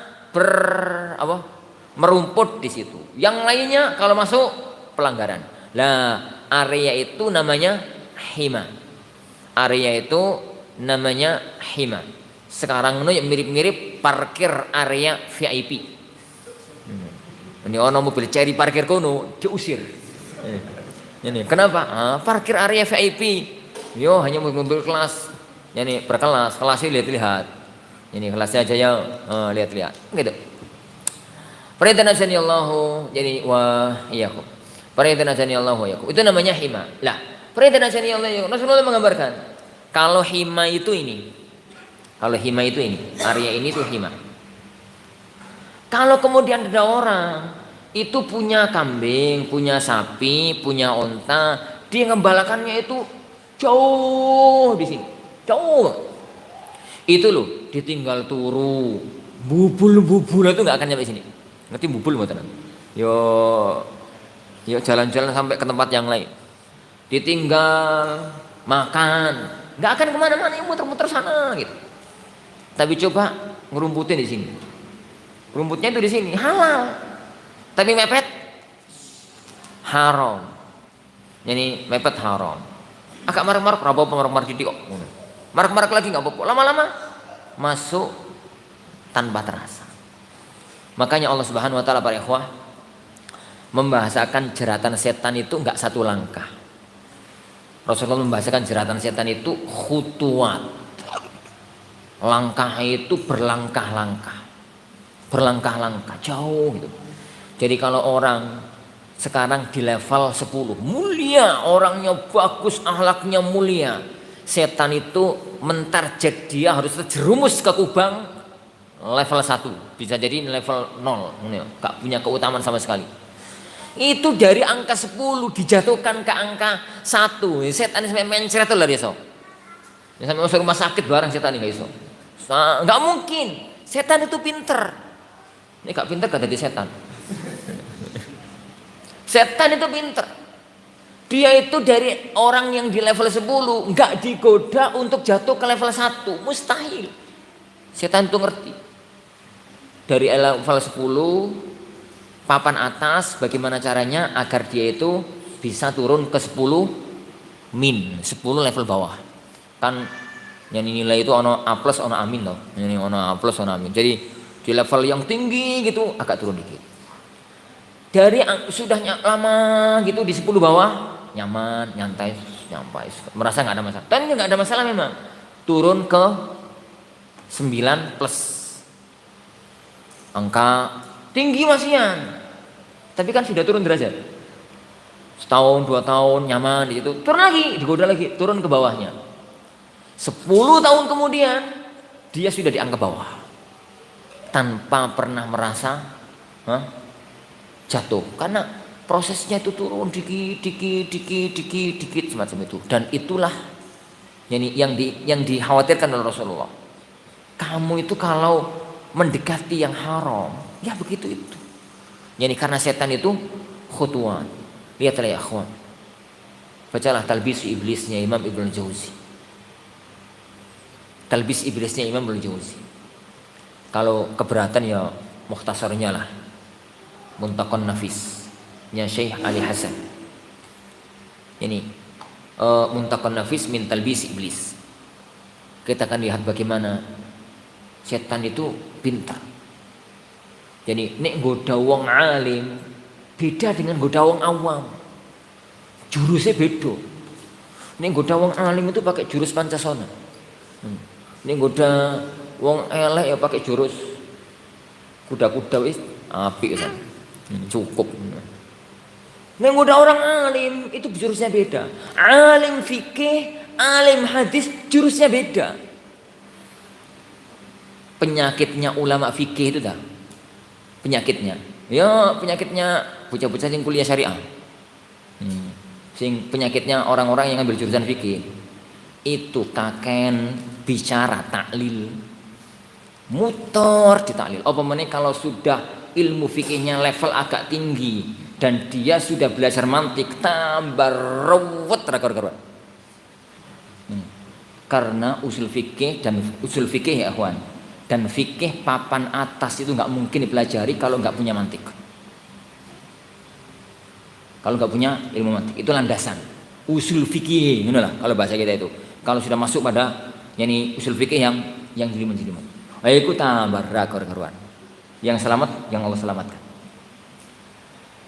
Taib, ahli hadis selamat, ya selamat. Tapi ono penyakit liane. Di kalangan orang-orang yang bergelut dalam dunia hadis, yaitu fokus di sanad dan hafalan, kurang perhatian di taklil. Akhirnya yo tukaran karo ahli fikih. Itu penyakit dari dulu, penyakit dari zaman dahulu kan. tukaran. Itu penyakit zaman dulu sampai sekarang ya. Ini zamannya Imam Al-Khatib Al-Baghdadi. Tatkala beliau nulis kitab Al-Faqih wal Mutafaqih ngelus dodo. Ngelus dodo yo wong-wong kok ingin kabeh piye ngono ya. Ini wis ngelus dodo. Di abad 4 tahun 400-an itu wis ngelus dodo. Yo wong kok gini semua ini kenapa? Ahli fikih kok gitu. Ahli fikih itu kalau mencela ahli hadis, oh kalian itu iya koyok himar. Ini gak bahasaku ini bahasa yang diungkapkan Ibnu Al-Khatibul Baghdadi. Kalian itu koyok himar, ngapalake orang ngerti sini koyok himar. Himar kan bawa kitab kemana-mana, tapi orang ngerti sini, ngerti sini. Ini awal yang ahli hadis mengatakan mending aku timbang kalian. Ini kalian nggak mau membedakan mana kayu mana ulo. Maksudnya pas cari kayu bakar, pokoknya ono dawa cekel. Dikira kayu ternyata ulo. Dikira itu hadis yang bisa dipakai dalil ternyata hadisnya maudhu. Ulo. Mending himar saya kata itu bai. Timbang ulo. Segitu aja orang zaman dulu itu. Ini sampai sekarang ya. Tengkar itu. Ini padahal itu gara-garanya apa? Iblis itu pinter. Tatkala masuk ini ya begitu. Tatkala masuknya itu yang semacam itu. Tatkala masuk kepada orang yang kecenderungannya itu ngasih tausiah, ngasih cerita, ngasih wejangan, ingin misalkan ulama para tokoh-tokoh yang pinter ngasih wejangan gitu ya. Penyakitnya itu tukang gawe cerita sing aneh-aneh. Coba anda sampai perhatikan. Ustadz yang ceramahnya masalah itu lah cerita sampai detik ini. Sampai detik ini. Sing selamat Ustaz, sing selamat ya sing Allah selamatkan. Tapi yang penting ya kawan, itu begitu. Itu begitu. Jadi setan itu khutuwan. Setan itu khutuwan. Jadi butuh langkah. Makanya pangkas di titik awal agar tidak merembet. Ini ke mana-mana. Makanya dalam hukum syar'i itu ada satu dzara'i, ada ibtalul hiyal. Satu dzara'i itu memangkas jalan, melarang yang aslinya halal karena yang halal ini akan merembet kepada perkara yang haram. Yang kedua ibtalul hiyal. Hiyal itu zahirnya halal, niatnya elek. Ini zahirnya halal, niatnya jelek, kayak bai'ul inah. Itu kan zahiri jual beli padahal niatnya riba. Ini itu hiyal, itu hiyal. Ini dua-duanya terlarang. Kenapa? Memangkas pintu syubhat. Memangkas jadi pintu syubhat. Kalau orang itu sudah syubhatnya terpangkas, insya Allah selamat. Tapi ini syubhat gampangan, nggak akan lama lagi masuk ke pintu keharaman. Nah, inti dari semua ini adalah kendali hati, mindset berpikir, suci hatinya atau tidak. Kata Rasulullah SAW, di dalam tubuh manusia itu ada segumpal daging. Ini api semuanya bagus, ini jelek semuanya jelek. Ketahuilah dia itu adalah kalbu. Kolbu ini. Kolb itu jantung. Tapi wis kadung salah kaprah diterjemahkan karo ati, ya wis manutai ati. Ini apa? Dibenerno masalah kok. Yani kolb itu ya kawan, kolb itu diputer kayak apapun, tetap jantung.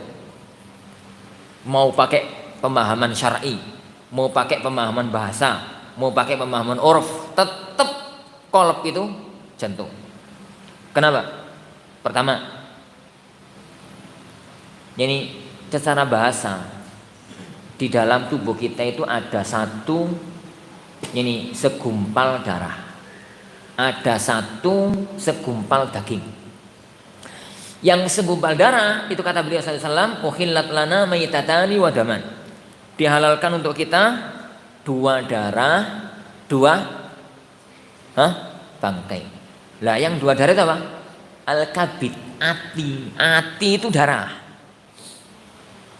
Pada waktu beliau ngomong qalb itu mudghah. Mudghah itu segumpal daging. Sing bentuke kaya ati, podo-podo abange, podo-podo segumpale, tapi nek dibeleh wujude daging apa? Jantung. Jantung. Nek hati itu kabid, itu gumpalan darah, nek jantung itu mudghah, gumpalan daging. Itu yang pertama. Yang kedua, nek sampean ning pasar Arab, Mesir, Syam, Yaman, Saudi, terus ini istabgha, mau minta apa? Dia ngomong, ingat mau cari hati, tapi ingat hadis ala inna fil jasadi mudghah. Ingat. Kolb, sampai diambilkan jantung, diambilkan jantung, gak iki pak, ini kolb, ya ini kolb, munafir itu karan. Ya memang kolb itu jantung, kolb itu ini jantung. Akhirnya tunjukkan dewi, yang ini, ini kabit mas, bukan kolb, ini kabit mas.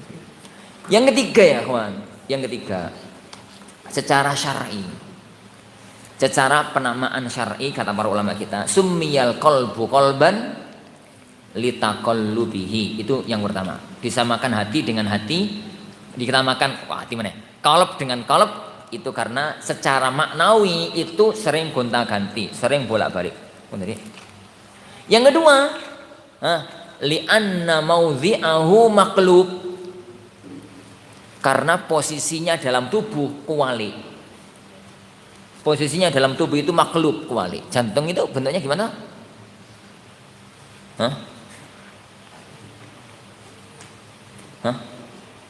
Jantung itu bentuknya itu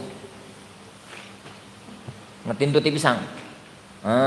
Tuti pisang kan mirip-mirip jantung ta ya. Jadi ini sorry kembegok ini, dhuwure ngerucut. Ngene ya. Dhuwure ngerucut. Ini toh bentuk jantung itu. Ininya landai, ininya mengerucut kecil. Kita bentar loh, bentuknya kan gitu. Nah, nek dalam tubuh bentuknya itu gini. Jadi sing gede itu ombo itu di atas, yang kecil itu di bawah. Lah nek ono barang yang ada besar, ada yang ngerucut, mesti nih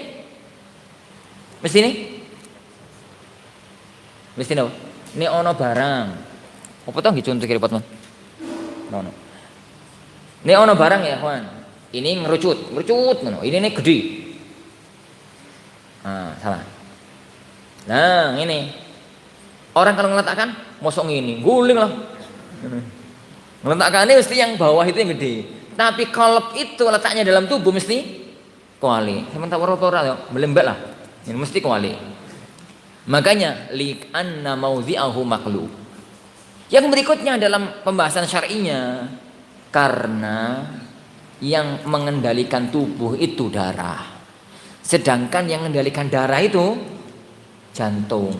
Kan syaitannya jiri fil insan majra adam. Tapi niki bener no, malah salah. Wis kadung lumrah kok salah no.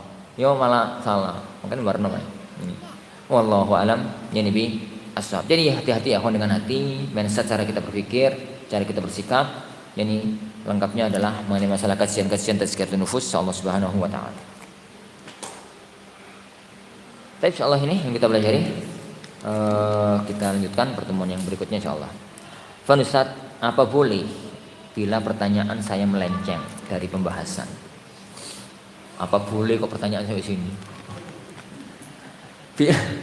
Bila seseorang meninggal dengan meninggalkan ayah, ibu, saudara laki-laki dan saudara perempuan, anak laki-laki, anak perempuan.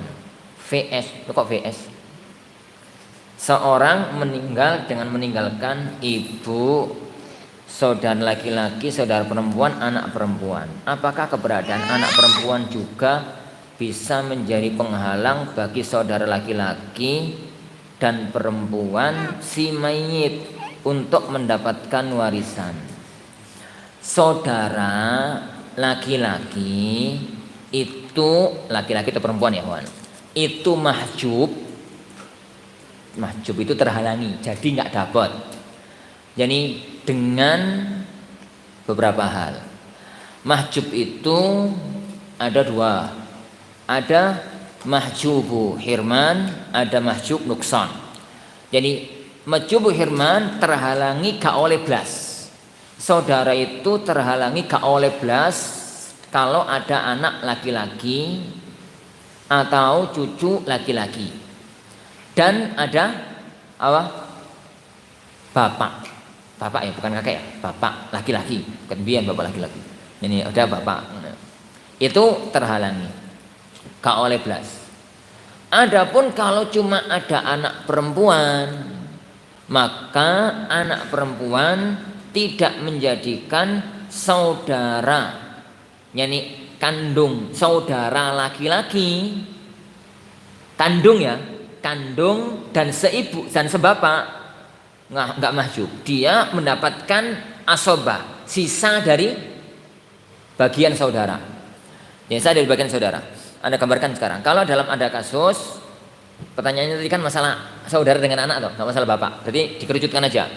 Kalau ada kasus warisan, ada anak laki-laki, ada anak perempuan, saudara kandung laki-laki, saudara kandung perempuan. Maka waris milik anak laki-laki, milik anak perempuan saudara oleh opo-opo. Kenapa? Mahjub. Mahjub. Kalau ada anak perempuan tok, nggak ada anak laki-laki, ada anak perempuan tok, kemudian ada apa mau? Saudara. Lihat-lihat saudaranya saudara apa dulu? Jadi kalau ada saudara anak perempuan tok ya, kemudian ada saudara laki-laki, maka saudara laki-laki mendapatkan sisa dari anak perempuan. Ini anak perempuannya satu dapat separuh, sisanya diambil saudara laki-laki. Ini anak perempuannya dua dapat 2/3, sisanya diambil saudara laki-laki, gitu ya. Begitu juga kalau adanya itu saudara sebapak, saudara kandung laki-laki atau saudara sebapak itu juga sama. Tapi kalau ada saudara perempuan laki-laki itu mahjub. Saudara perempuan laki-laki, saudara laki-laki seibu itu mahjub. Adapun kalau ada anak perempuan, kemudian ada saudari ya, kandung atau saudari sebapak, maka dapatnya takmilatus tsulusain. Takmilatus tsulusain itu nih anak perempuan cuma satu, ya dapat 1/6, karena setengah ditambah 1/6 sama dengan 2/3. Nek ternyata anak perempuan wis dapat 2/3, maka berarti saudara perempuan yuk nggak dapat apa-apa wong sentel. Ini 2/3 wis entek, nggak dapat apa-apa. Wallah.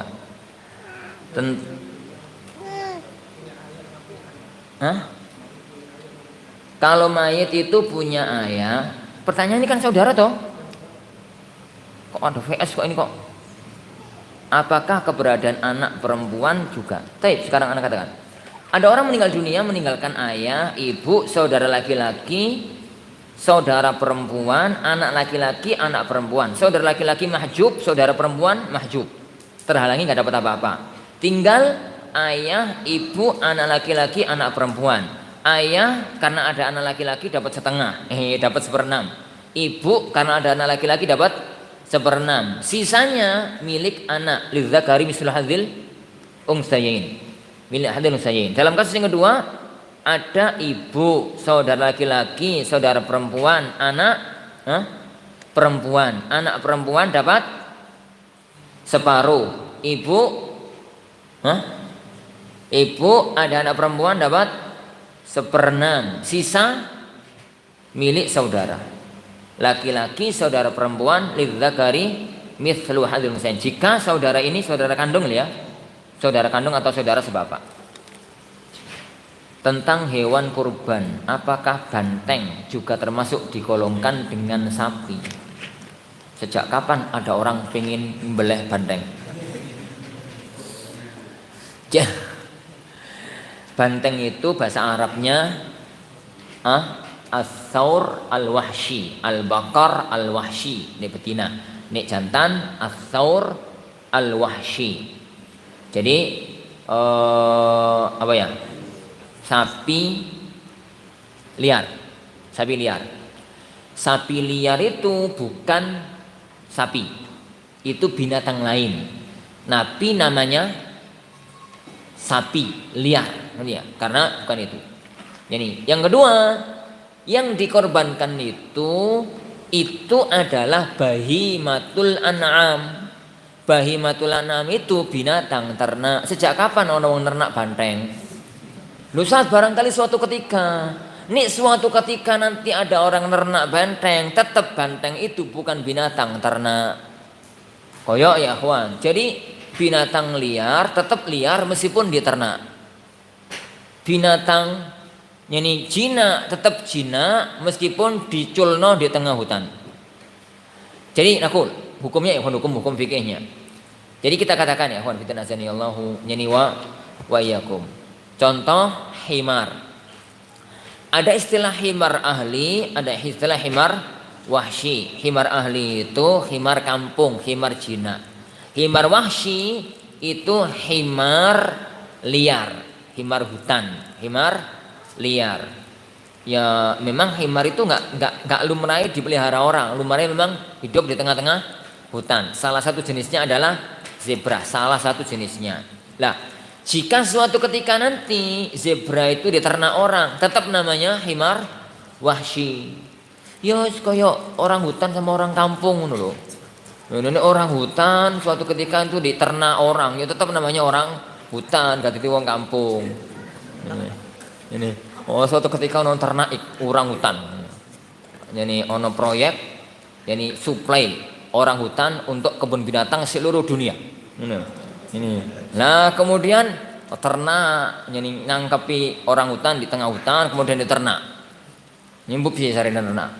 Ya meskipun sudah 20 tahun, 30 tahun tinggal di tengah-tengah kampung, mangan ya soto, ya sate, ngono ya apa, nyeni cilor ya apa ngono. Ya pentol ngono ya. Wis ganti manganane. Iya tetap namanya orang hutan. Meskipun orang tinggal di hutan lama kayak Tarzan, ya tetap orang, kata itu orang hutan. Ini banteng tetap banteng dan tidak